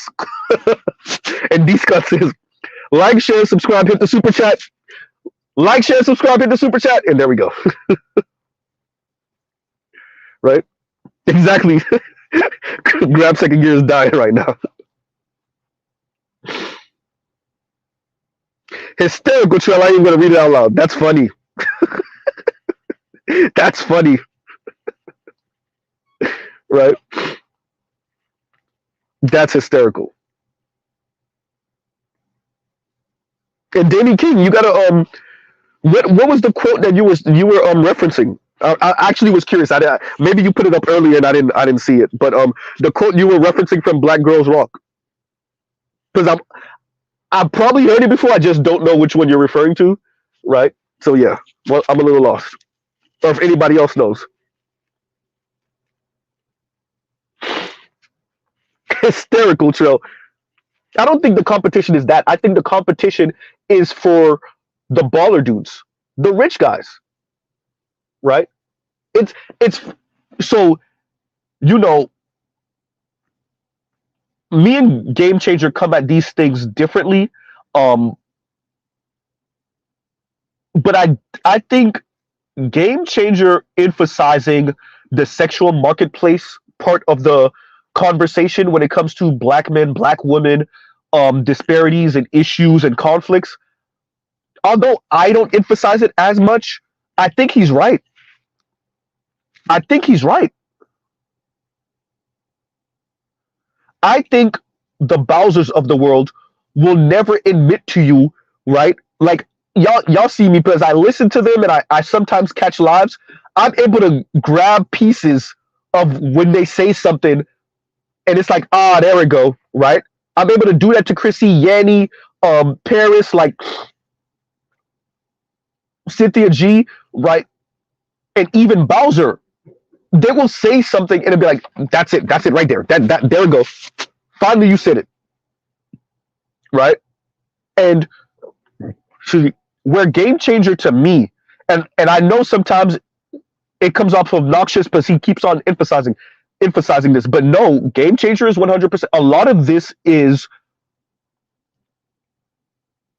unattractive women rhetoric, we'll say. It's just buried under tons of 4 and 5 syllable words and weird, different, sometimes complicated, sometimes not so complicated concepts, and a veneer of intellectualism and whatever. But it really is sexual politicking, as Ed would say. It really is convoluted, 4 and 5 syllable word, verbose ways of just saying, I'm not the cute chick and I'm mad. Right? I would like to make the comparison, and shout out to BGS when he did this a couple years ago, between Obsidian speaking about not being shows and Ostefco speaking about not being shows. Obsidian was asked a direct question from Dr. T, and he got his answer out within 2 to 3, maybe 4 minutes. I want to say it was less than that. It might have been 2 to 3 minutes, and it was very simple. Simple. The women I wanted didn't want me, and the women that wanted me, I didn't want. Or he might have phrased it just a smidge different. In and out, just that fast. But Ostefco, it took her 20 some odd minutes to give the freaking story. Right? It is just a weird ass coping mechanism. And what I see from Bowser is, I'm going to get pretty girl privilege regardless. And like when Brittany Renner says, if you want this type of man, you got to work out like this and da. Remember what I said then? I remember what I said. Her issue was Listen, Brittany, I'm never gonna look like you. It doesn't matter if I work out. It doesn't matter if I keep my body fit. It doesn't matter if I go to the gym 4 or 5 times a week. It doesn't matter. These men, these black men, these dusties, even the rich dusties. Yeah, yeah. For those of you that didn't hear, yes, you could be rich and dusty too now, right? They're never gonna treat me like you, right? And that was her issue. Because Brittany reminded her in that statement, not even trying, first of all, if she even know who she is, but not even trying to remind her of this, Brittany reminded her that she's not her, that Bowser is not Brittany.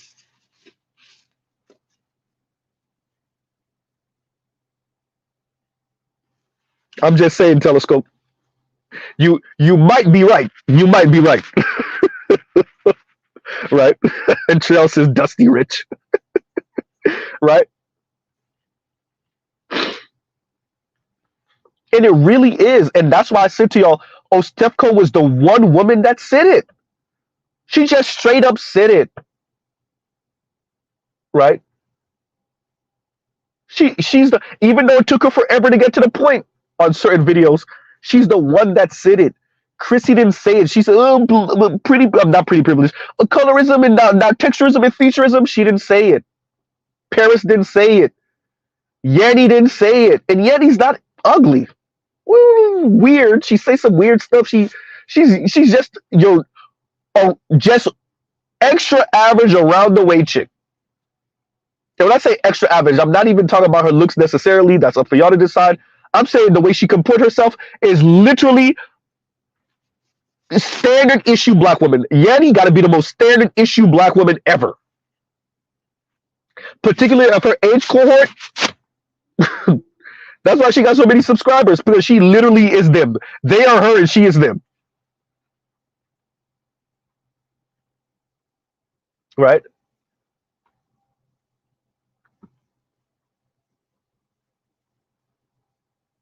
Paris Milan reminds you of homegirl off of Titanic that had the name but didn't have the money and was trying to marry into the money. Now she's with the Nigerian dude apparently that got some money, and so now she good. Right?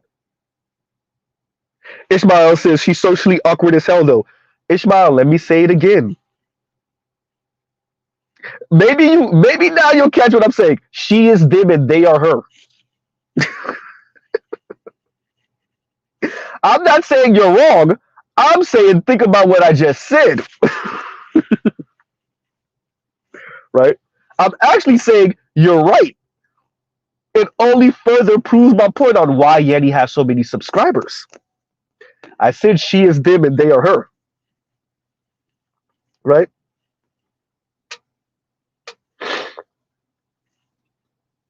So when you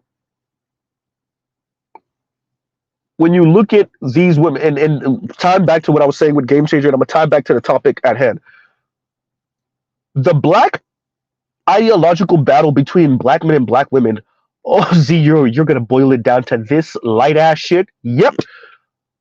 And I just used profanity, but okay, I guess we're what? Almost 2 hours in, so I guess I got one word in. There we go. It comes down to desirability. God damn, Z. Yeah, you heard right. You heard right. It's all about desire. It's all about the peen.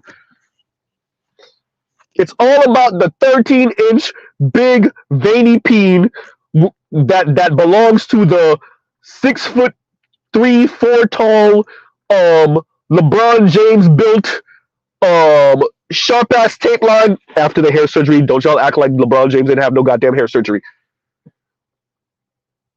That's what it all. I said this on the breakdown before. I used to say it on my channel. Let me say it again.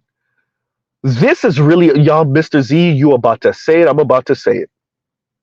This is really about your average black woman living vicariously through black celebrities, black female celebrities, and being mad that black male celebrities aren't marrying and ending up with the black women that they think they should end up with. All of this talk is about famous Negroes and who the hell they're engaging in adult activity with and who the hell they're marrying. Oh yeah, it's that simple. All of this talk, listen.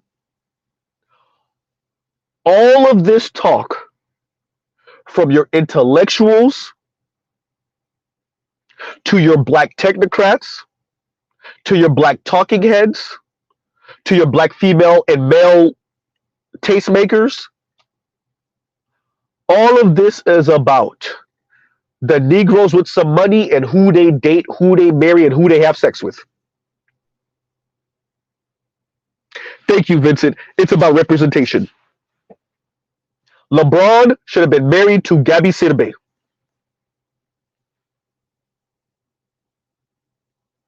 And there you go.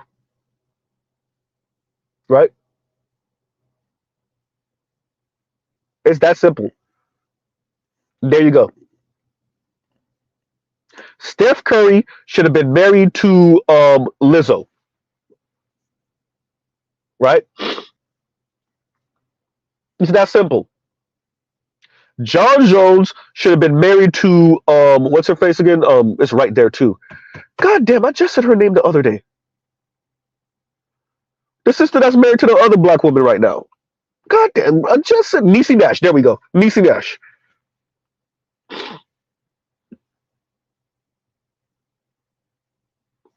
That's what this is about.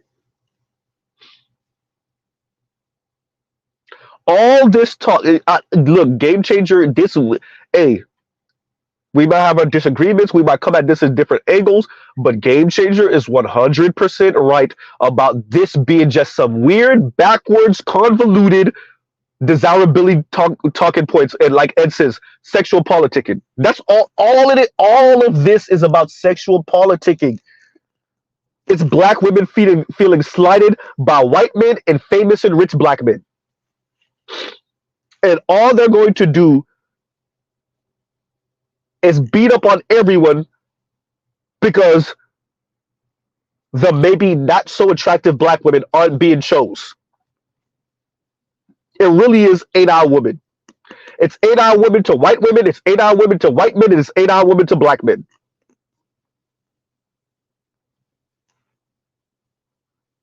Huh?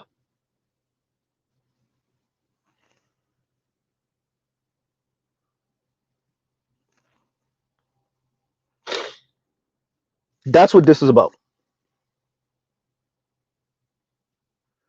Think about what Bowser said. I went to prom with a white guy because it wasn't just the black jocks that were, asking me out and interested. The black nerds weren't interested either. Right? The black nerds weren't interested either.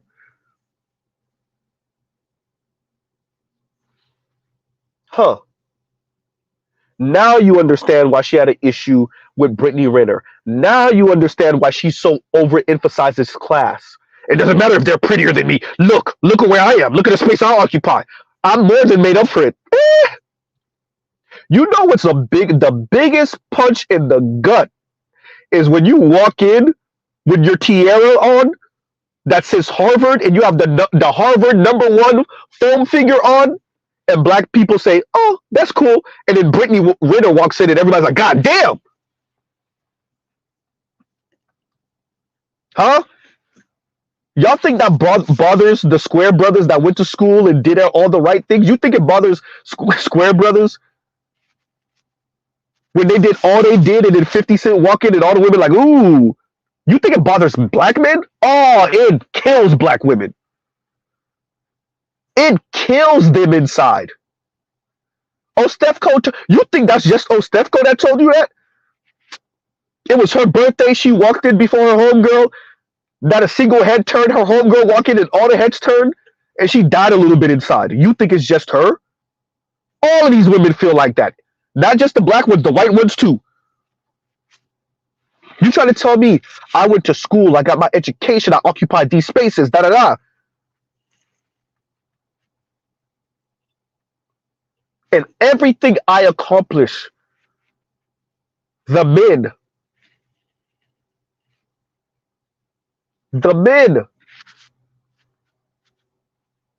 I walk in, I don't get a look. I get maybe one head turn. My friend walks in, and all the men are breaking their neck.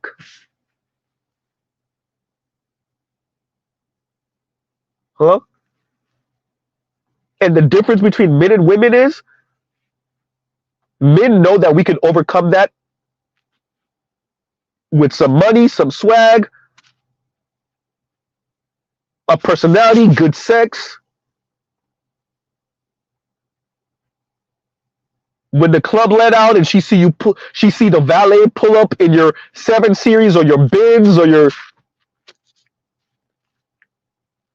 and she know no matter what, ain't no man chasing after her. And said on second thought, if the valet come up with a goddamn Lamborghini, no man is gonna be like, on second thought, it doesn't matter. The valet could pull up in a goddamn Lamborghini Urus, a Bentley Bentayga, a Rolls Royce Cullinan. It doesn't matter. The I don't know who they drooling over. The Michael B. Jordans of the world, whoever it is they're drooling over, Idris Elbas of the world are not gonna be like, oh, on second thought, it doesn't work. I would love if one of these those guys that do the pranks where they try to ask the girl out and then she turned him down and then he walked to his Corvette or he walks to the Lambo and she's like, "Ooh, actually, I don't have a boyfriend." I would love for them to switch that, where women try to ask out men and then the men that turned them down. But that's gonna be the hard part. You're gonna have to find the single men that turned them down. It don't matter what she looked like, but okay, the men that turned them down did say, "Oh, on second thought," when she walked to her Lamborghini. Let's see if it works the same. I'm not saying it doesn't. I'm just saying most likely, right?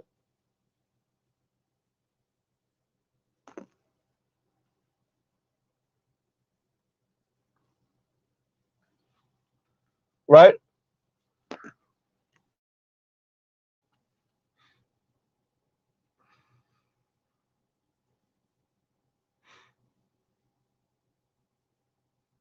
Exactly. And trust us, those gold digger prank videos, you'll never see a guy act like that. Maybe. No, I think you'll see one or two. I just think it's gonna be hard. They're gonna be hard pressed to find the men doing the same thing, and enough men doing the same thing on top of that. I think they're gonna be hard pressed, right? Because we just it's just different. And I'm saying all of that to say that's the issue, and that's why Bowser has an issue with what's her name, with Brittany Renner, right? Think about what she said. And I'm gonna paraphrase. She essentially said she liked it when Brittany Renner checked fresh and fit. Of course you do. You're a misandrist. Of course you do, right? She said she liked when Brittany Renner checked fresh and fit. But when she started talking about, oh, y'all got to work out like this, and y'all got to do this, and y'all got to do that. When she said that, and y'all give Mr. Z 1 second. When she said that, then that was different, right? And y'all give Z 1 second. Y'all talk amongst yourselves.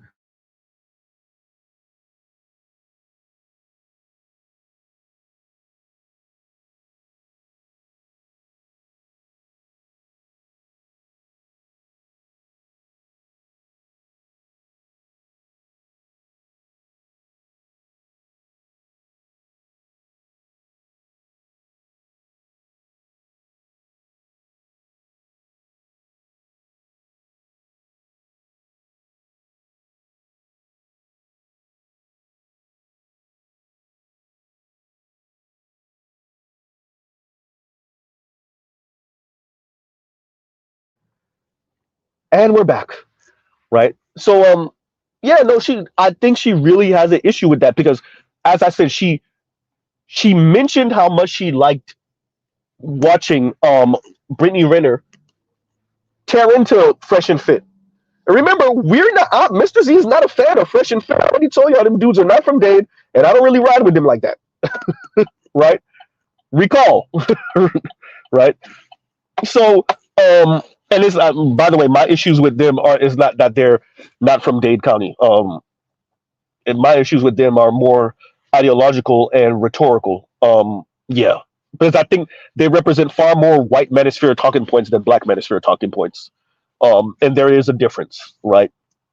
There is a difference.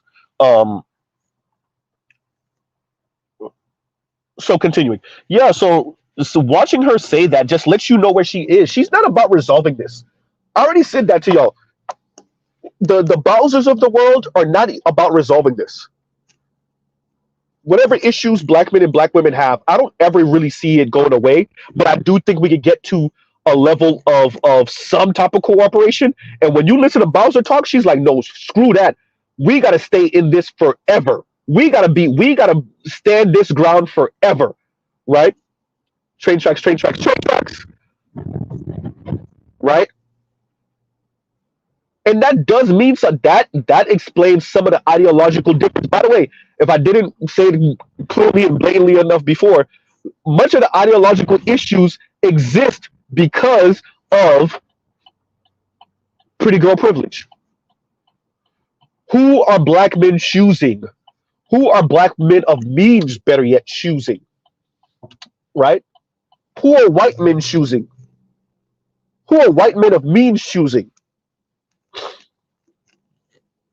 Right? Who are white men choosing? Who are black men choosing? That's what this conversation, it really is desirability politics. Like, I think we play that down too much.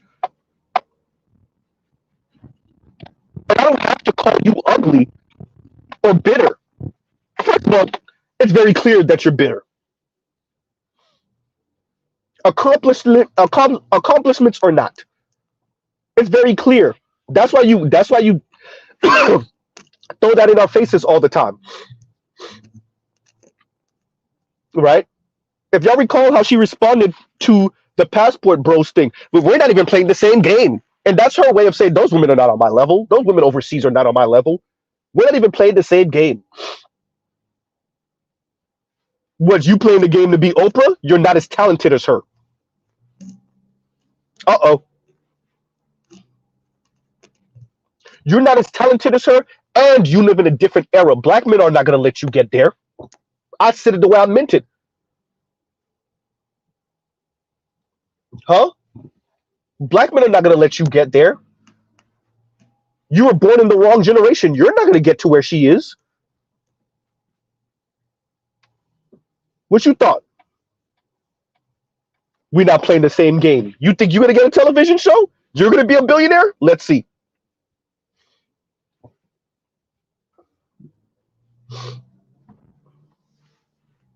Huh?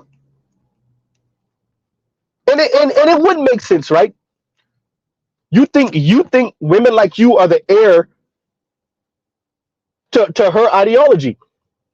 Let's not forget that interview, was it with on 2020? What did Oprah say? Yeah, I wish I was a little white girl when I was younger. No, you still wish you were a white woman. Now, let's tie that to what Miss Foster said. God damn, I slipped. Anyway, right? What did Bowser say? Bowser said, yeah, the black jocks and the black nerds weren't checking for me. All of this always comes down to the desirability politics. That's what it comes down to. That's what it comes down to. Right? And let me finally read this. And KMS is black women, worst, he said it again, worst wealth fund managers in history, especially these content creators and faux intellectuals. Where's all the good black men? Well, we never invested in the boys. Now, excuse me, me and my husband are off to vacay in Bali.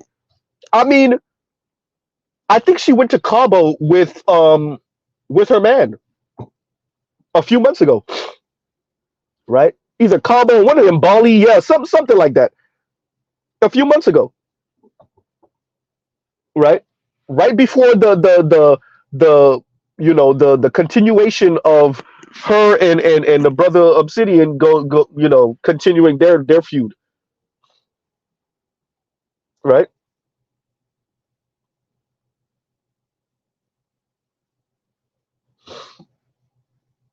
And no one knows podcast is every year they come up with something new to explain themselves and to insult black men. It's a money grab. It's a money grab. how can black women justify the disproportionate money being spent on them compared to black men if they don't first remind white society that, number one, remember, we're the leads of the black community, number one. Number two, even as much as they don't care, we're talking about the Bowsers, tie their misfortune to black men's misfortune, right? Which they are correct about. They are correct about. While they're trying to distance themselves from you, by the way. They're trying to distance themselves from you, but they are correct that their misfortune comes because of our misfortune. They're right about that. They can't rise no higher than their men. They're right about that. Right?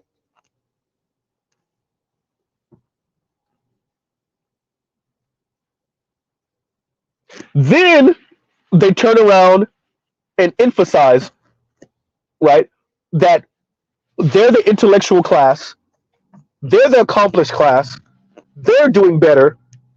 So you're right. Every year it's a way of, and by the way, that appeal is to appeal to the white men that would have them. Right? To the non-black women that would have them.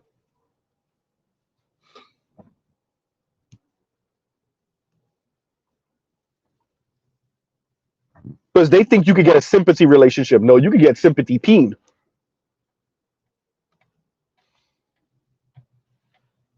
Good point, Ishmael. Every engine needs fuel. Black men are fuel. But like KMS said, yeah, it's crazy you say that because like she literally did that. She literally posted a picture. I want to say it was on her on one of her YouTube channels, one of the two, saying, "Oh yeah, she posted a picture with her and Buddy Rowe and Sid where they were, and she was like, oh, this was a great vacate, now to come back home or something like that." So yeah, that part. So yeah, no, you're right. You're absolutely right. Right. And Eric Denman says they can't be that delusional, can they? And once again, thank you for the first super chat, KMS. Thank you for the super chat. And I don't know what part I was saying to say they're not that delusional, but yeah, bro, the brain, the mind, the brain, right?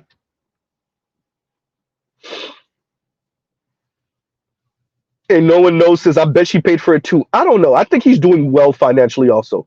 I don't think he's doing as well as her, but I think he's doing well financially. So there's a possibility she didn't pay for it, right?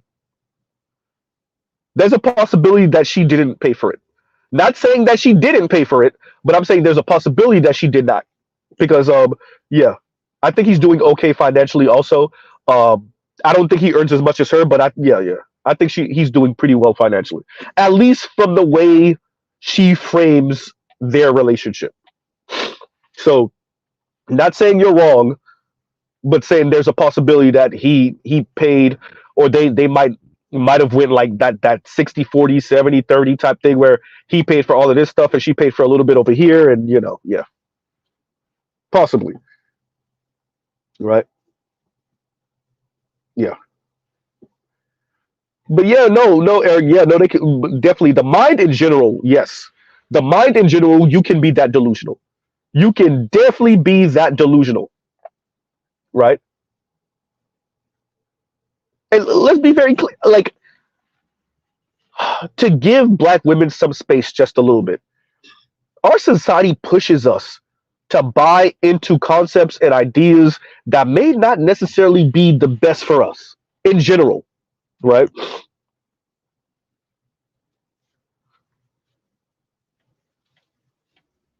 So that's not even just exclusively a black thing or a black woman thing. Our society pushes us to be delusional. Remember, and I don't know if you were here for this. No, Eric, you were actually here. I'm mistaking you for no one knows podcast. But yeah, no, Eric. Remember when I covered Disney, right? When I covered the white execs that pretty much are the pimps for these women. They sold materialism and consumerism to about 2 to 3 generations of people now. Xers, the youngest of Xers, but Xers, millennials, all the generation, and Gen Z now, all the generation. And now they're working on alpha, right?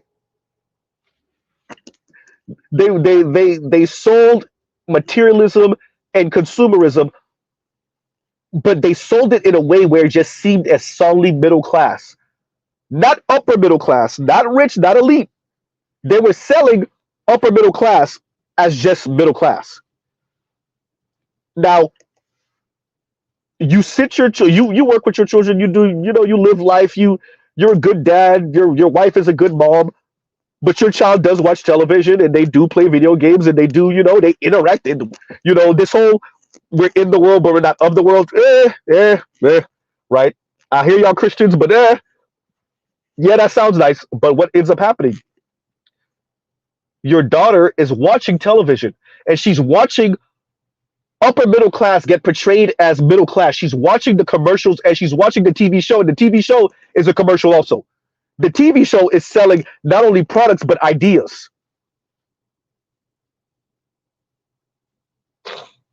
Right?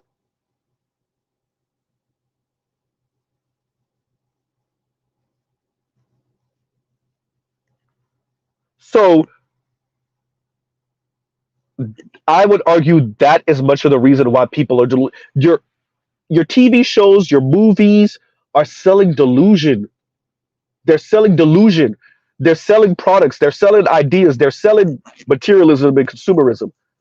And yes, it hits the boys who become men. Yes, it hits the men, absolutely. But the CFO of Disney, Marsh, I think his last name was Gary Marsh. I want to say his name was Gary Marsh. He admitted, listen, he admitted, yeah, we targeted the girls with lifestyle advertising or branding. Was it branding, lifestyle branding? Something like that. Those girls are women now. Eric, those girls are women now. They're all in their 40s and 30s and 20s and etc. If you want to know why Yeti is saying, I want to be kept woman of leisure. If you want to know where all these quote unquote level up girlies and right, no struggle love and these women, and shout out to the Rogish son, like Rogish says, these women belong to the mainframe.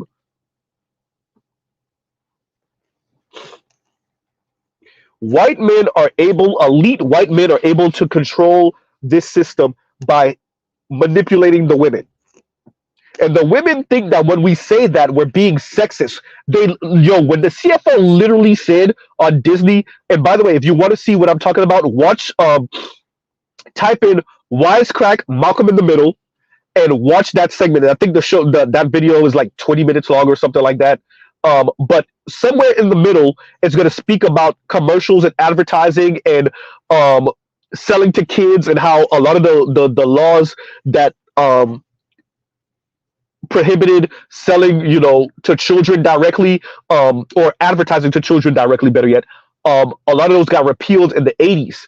And then it was just full steam ahead. And by the time some of them got written back into law in the 90s, it was just too late. And they weren't as strong as they were pre-80s anyway. So, yeah. So I'm saying all of that. This is my long-ass winded way of saying the women are delusional and it benefits elite white men. And yes, they are that delusional. Thank you, Jake. Jake put the link in the comments, y'all, for those of you that want to know. And you'll see Gary Marsh said it. He said, we sold to the kids. Yeah, we sold to the boys too, but we really sold to the girls. And those girls are now women. If you want to know why the obsession with not stability, but with opulence and extravagance and, status, and there you go.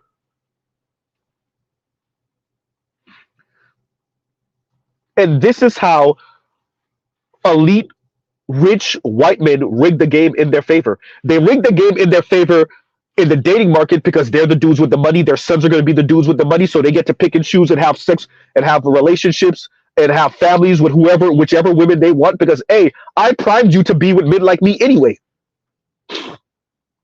right? Or better yet, my dad and my granddad primed you to be with men like me anyway. So if I choose you, then guess what? You chose.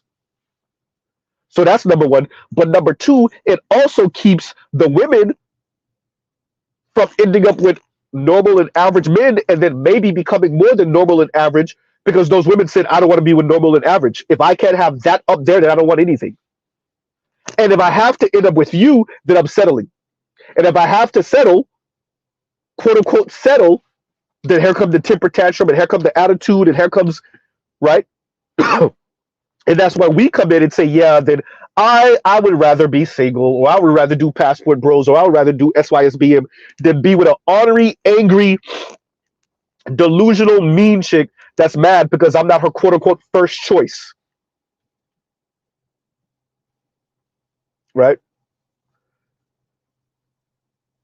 And I could tie that right into the ideological battle by saying, once again, white society putting the thumb on the scales for the women in the ideological battle between black men and black women. Right? Yep. And once again, thank you for the super chat, Eric. And KMS then says, full black women intellectuals, and thank you for this second super chat. Full black women intellectuals are in a hypocritical paradox of their own making. Onyx Superman doesn't want to excuse me, doesn't want me, so they must be destroyed. Unless he does want me, then I must convince black women he doesn't exist so I can make guard insane. Y'all give me a second.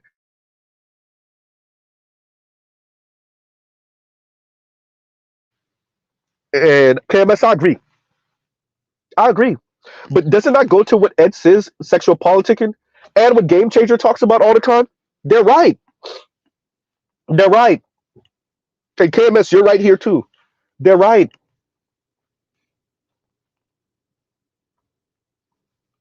Right?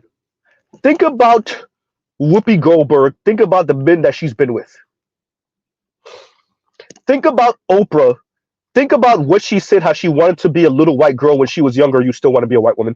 But think about her saying that. And then think about some of the shows that she had back when she was on CBS or whichever, NBC. I can't remember which one she was on. Or was it ABC? I can't remember. I don't think it was ABC though. But when she was on daytime TV, and think about some of the shows she had going in on black men for not being shows. When she was younger, by the way. Think about what I've said before about Yanni telling you when she was covering the woman saying, when you level up, then all these men, and I could tell the difference between when they thought I was ugly and when they found me attractive, et cetera, et cetera. And Yanni tell you, who needed a hug? 16-year-old me. Well, that'll explain why you act the way and speak the way you do now, particularly about black men. Right? Think about Chrissy and her talk of colorism. Think about Bowser and her talk of, the black jocks and the black nerds weren't checking for me in high school. Right? So that's, I already told you Bowser, Yanni, Chrissy. Think about Cynthia G and her daddy issues. Right? Think about Lexus Exodus and her issues with her baby daddy. Black baby daddy. Think about Chrislyn Karazin and her issues with her black baby daddy. Right? A lot of what black women are saying, yes, FD, listen. Just because they don't sound or speak like us, their issues are that they feel like they're the ugly girl. Now, whether they are or not, that's a different conversation. Yes, this is a talk about desirability. The fact that I watch FD put out think piece after think piece, video essay after video essay, and he never gets at the crux of the situation. Grown ass women still mad about who didn't pick them when they were 16 and 15 and Steph could tell you 8 years old. Brothers was making fun of her, little black boys were making fun of her. So she went all the way back to 8 years old. childhood trauma, childhood rejection, quote unquote trauma. Um, and these women who are 20 something, 30 something, 40 something, 50 something years old, maybe even 60 some odd years old, being fueled by boys, black boys, young black men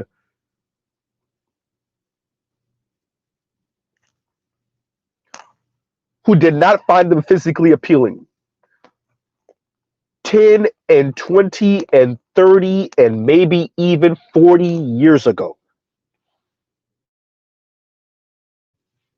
Right? And I don't know why it's so difficult for y'all to accept that. It's crazy that we're always getting on black men about feeling slighted that women reject them. The women that reject them, right? We tell them, "Hey man, go to the gym, get your weight up." What are women lying about now? Oh, he got to be likable. Shut up. It's really about the money. Stop it. Stop it. Right? We keep on telling men that, but we don't tell women anything. First of all, once again, I said it before. Let me say it again. Who told these women that they're likable?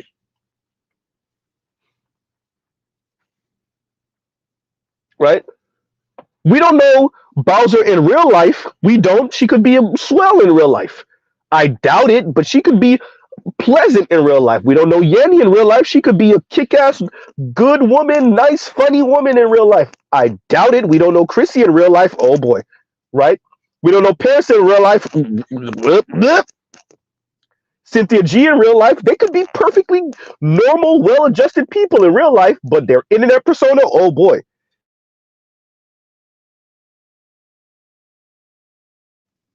Right?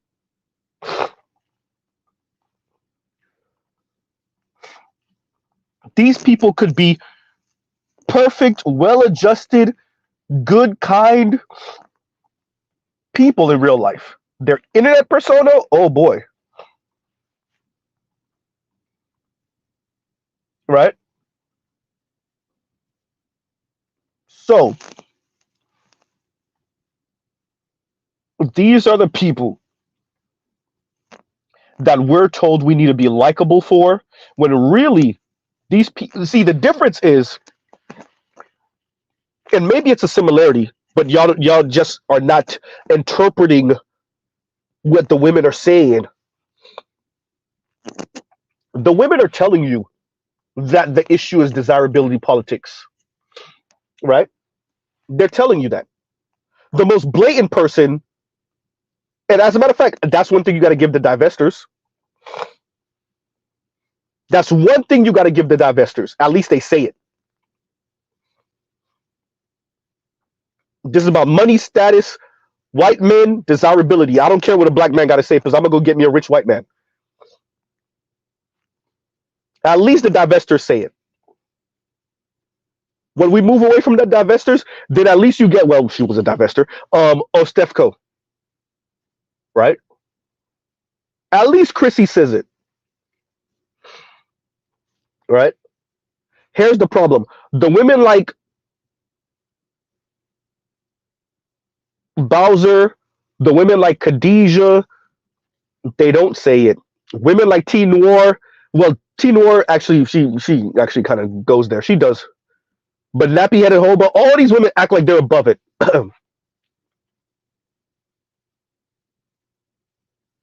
Right? They all act like they're above it. But then when you hear them speak about men, black men in particular, straight black men, it's all this vitriol. You're above it, but yet once you start speaking about black men, it's all this vitriol, and you like to hide your misandry and your vitriol and your anger and your resentment that you weren't chose by the men that you think you should be chose by. Behind 4 and 5 syllable words, you're intellectualizing your misandry. You're hiding behind a Harvard degree, Bowser.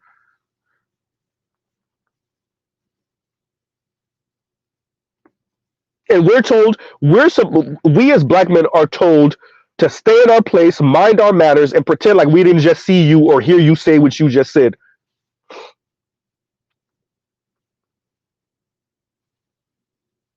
I'm Wolf. You're right, and that's the one thing with FD that he was right about. And I'm Wolf says they're not above it. They love rolling around in the dirt with us. They love it.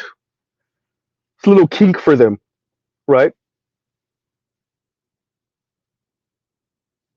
So yeah, to what KMS is saying, these people are hypocrites. They're hypocrites, and that's why I got so. That's why I got so annoyed with Rebecca Traister, right? And that's why I get annoyed with Bowser also. Stop selling this crap, and then y'all turn around and end up in relationships and then get married and then go sell off in the sunset while you sell your average woman to stay away from those men. They're so toxic. I don't see how anybody would ever be with a man like that. I don't see how you guys could be in a relationship with men like that. With a man like that, right? And this is what we get with, once again, it couldn't be me type talk.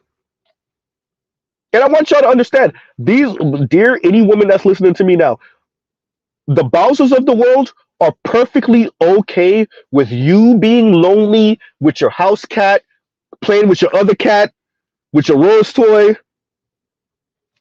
They're okay with that.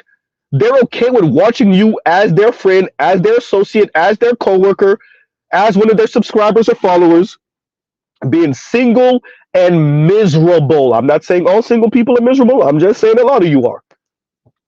A lot of you women are. Putting on a brave face. We know it, by the way. And they're perfectly okay with watching you be single and miserable and then telling you it's better that than you be with these toxic men, these toxic black men. Look at their sexism and misogynoir. And they'll type that to you, or they'll say that to you in a video, and then they'll get off and go enjoy their relationship with their man and go have adult fun with their man that night. Huh? They'll go have sexy time with their man that night. So I agree. Yes, KMS, these people are hypocrites. They're hypocrites,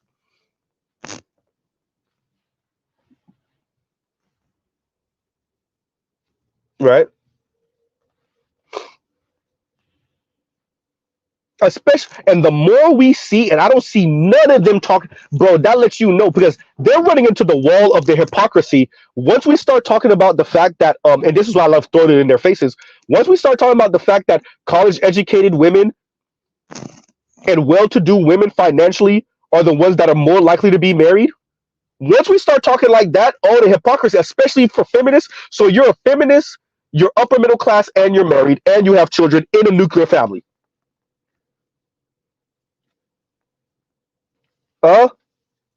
But yeah, you talking all this other negative stuff about the masses of men, particularly working class men, particularly blue collar men. You're full of crap because you get to not have to deal with your rhetoric because you're selling other women. Well, I couldn't be me. Oh, I couldn't be with a man like that. So yeah, they are. They're full of crap. And thank you for the super chat. And Leon says, thank you for the super chat. But Bowser got her white man Sir Zaddy in high school. I wish women used their educational achievements to their ability to educate their children IQ. Look, yeah. She did say she lost her virginity in high school. This is minor talk, so I'm gonna be careful with this, but hey, you told me you went to prom. You told everyone you went to prom with the white dude, and you said you lost your virginity in high school. So, black men. Let's just say I suspect Kim Ostefko. Let me say this different. I suspect that Ostefko isn't the only one who is doubling back. The reach back, right? Shout out to Accountable Commentary. I suspect Ostefco is not the only one doing the reach back. Yeah, I don't think I gotta say much more. You said you went to prom with the white dude. You said you lost your virginity in high school. I'm not saying that that is one and the same. I'm saying it's very possible, and we'll leave that one there. But yeah, so yeah, if she, yeah, and the only reason we bring that up is to emphasize the rhetoric. I want to be very clear. Dear black women, Mr. Z is not about regulating who you give the vagina to, who you decide to have sex with. That is not what I'm saying. I'm saying if the personal is political, using your own rhetoric, feminists, if the personal is political and you out here with white dudes while you quote unquote critique black men and misogynoir and colorism and texturism and featureism and black men's quote unquote hyper masculinity and black men's quote unquote sexism, particularly directed towards black women, you doing all of that, you're saying all of that, and yet you are out here with white men, or at least you used to be out here with white men, right? You're in same-sex loving relationships. Do you not understand how you sound and how you look? You said the personal is political. I'm just saying. Or at least you occupy space with other women that say the personal is political. So if the personal is political and yet you're in a intimate personal relationship with a white man, with a Spanish man, well, I said Spanish, Latino man, with another woman, do you not see the issue here? While you quote unquote critique black men, do you not see the issue here? How easy is it to talk crap about black men? Right?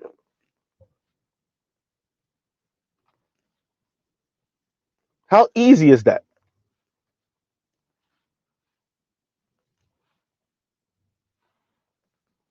Okay. Yeah, Wolfbane. Okay, you're right.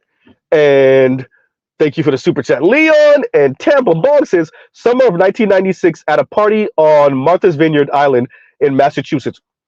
Our curly crew walks in. Was I a Dartmouth undergrad at that jealous? Hell to the no.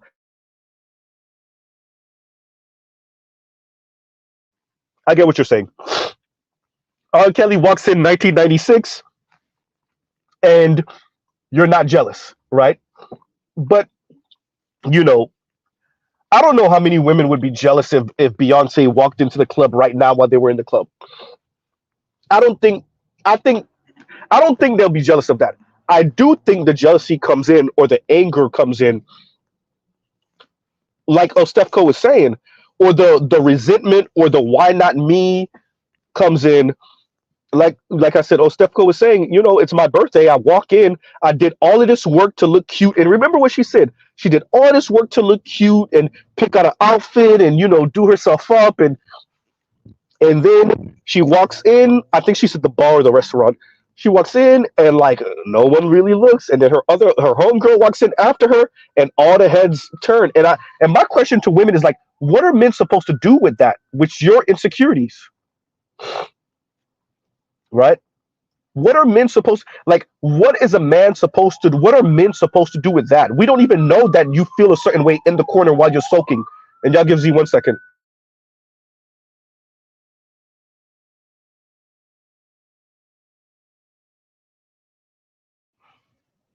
Right? And I think that's one of the things. And tying all of this right back up. The ideological difference is being fueled by sexual politicking. It really is desirability politics that's fueling this. Right? Now, we have all the language in the world to critique the men about this, but none of it for the women. We have all the smoke in the world. We tell men, now you got to be likable, go take a shower, go wipe your ass. Y'all over here not taking showers for days on end. We're telling men, we're We are watching as women across the board, not just your everyday 9 to 5 women, your intellectuals, your professionals, rip women apart. I mean, excuse me, rip men apart, and say the reason why um you're seeing a dearth in relationships is because these men are not on women's level, right? Once again, they're not wiping their ass. They're not ambitious enough. But no one's talking about the little resentful, angry sister, particularly in the black community, in the corner sulking. Once again, train tracks, um, because she feels like she's not the cute chick. She's not the cute one. And then you give that person a little bit of power or influence. You give them a little bit of money. You give them the green light from white folks to be a writer or an editor or a producer or a screenwriter or whatever. And then you see what type of things they say, they show, they portray about black men, right? Huh? Now it's just like Bowser. What Bowser says is so not surprise, so predictable. It's so predictable. Once you find out she went to prom with a white dude, and it's, if she is to be believed, it's not necessarily because she wanted to. It's because the brothers that she wanted wasn't checking for her. Everything after that makes sense. I'm not saying it's right. I'm saying it makes sense. It makes total sense. And by the way, so I'm ending out. I I don't catch all of you guys' comments when I'm streaming, right? And I keep, whenever I listen to when I have time, when I listen back to myself and see, okay, you messed up here, you dropped the sound here and whatever, and I read through the comments. There's so much good stuff I miss. There's so many comments I missed that I don't address. I'm like, God damn, I missed that. Oh, he said that, or she said that, and so I really, I might have to do a stream of like missed comments and reference the live and the timestamp and like what the person says, and address it, because there's so many good comments I miss. And Compassion, I agree. The sexual politics has to stop. I agree, because I think that's only fueling the ideological divide, right? Because sexual politics keeps you away from each other, and then you don't get married, you don't have children, or you do have children, but it's not in a marriage, and y'all separate right when, if y'all were even together, y'all separate when the baby's born within a year or two, and you go on with your life, and she goes on with her life, and y'all never have to actually sit down and understand each other. I would argue that black men are forced to understand black women far more than they understand us. As Black Uru said to me one time, like, what makes you think that black women understand black men? Right? So, yeah, that sexual politic is really fueling the divide. So I agree with Ed on that, 100%. And game changer, right? So yeah. So pausing right here, we're gonna end out. It's ridiculous, y'all. It really is. And I don't see with this. I think black men win more than black women, but I don't think we really win. We don't really win. In this current system, it would have been different if we lived in a world where African nations were kicking ass, right? Or black Brazilians were kicking ass, where there would be a place for black people to go, where there was like this mecca for black people, right? That would be different. But as the world is currently constituted and as the world currently stands, black people not winning in America, much of it because of, or as the result of, the gender conflict between straight black men and straight black women, and the fact that the dominant society is using black women as a proxy and putting the thumb on the scales for them, that causes a whole lot of issues, far more than I think your average black woman fully understands. Do I think Bowser gets it? Yes. And she's invested. Do I think Chrissy gets it? Kind of. Yes. Yes. But once you start getting to Yanni and them, maybe not. I think they know, like I said before, I think they know that they're throwing a temper tantrum and these things are detrimental to black men and some black women. I just don't think they understand the severity. They get it. They just don't get how serious it is. Right?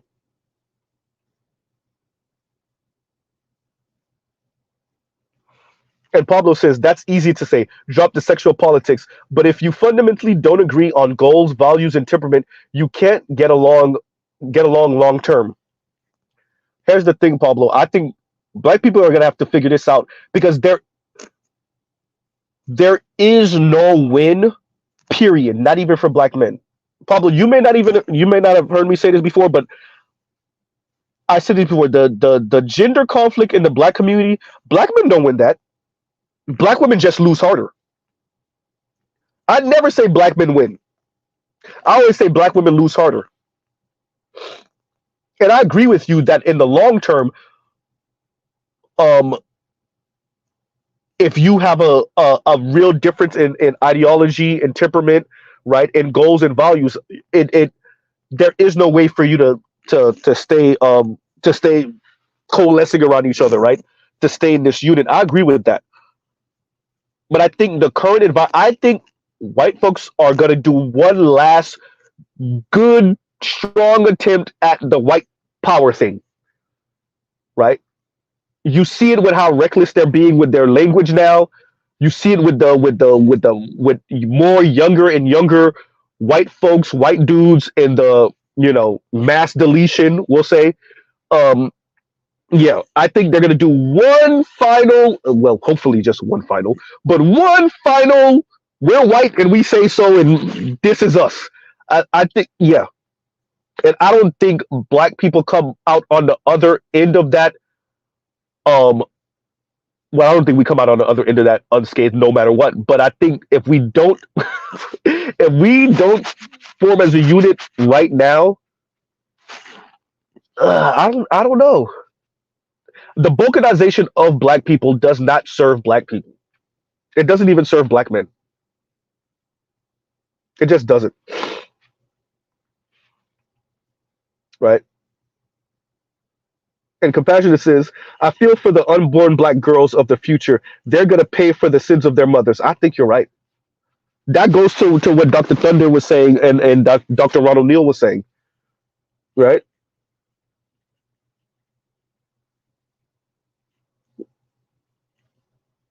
I like this. And Real Black Gentleman says, those who desire Pyrrhic victory should watch the forecast for thunderstorms. Good one. Yeah, yeah. And she said it's a Pyrrhic victory. Hey, she know. She know. So let's end out right here, you guys. Um, Thank y'all for listening. Love, peace, and chicken grease. Y'all go check out other Black Manosphere content, other non-Manosphere content. Um, shout out to Shay Sade. I think the ideological divide and the balkanization of the black community is not sustainable. Right? Period. It's not sustainable. Especially, you know, especially with the culture war that's going on outside of the black community, right? I don't want to be the mascot for white men, right? Like black women allowed themselves to be the mascot for white women in their feminism. I said allowed. They were enthusiastically the mascot for white women in their feminism. I don't want black men to make the same mistake for white men, right? So I think we need to tread carefully, do things that are in our interest as black men, but tread carefully. And the balkanization and the ideological difference, we got to take an issue at a time. I am not about waking up in 30, 40 years and realizing we got played by white men the way black women, some of them that are honest with themselves, realize they got played by white women, right? You thought you knew what you were doing, but you didn't. right? Now you try to keep a brave face and be like, no, I didn't. I understood what I was doing. Yeah, you did, but you ain't know it was gonna happen like this, right? So, um, yeah, I don't know if I have any answers really when it comes to that. I'm cautious and careful. Um, I think I would have to get with some of the like real other brothers that are like thinkers on this, um, on where black people should go, black men should go from here. This is where Dr. T comes in with the 18-point plan, right? Um, but yeah, because I'm not about defeating the gynocracy only to be under the thumb of white men, right?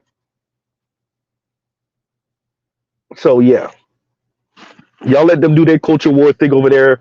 The old white guys versus the young white guys, and the left versus the right, and the women versus the men, and yeah, the straights versus the LGBTQ, and we have our own issues over here, and some of it is similar, but it's not the same, right?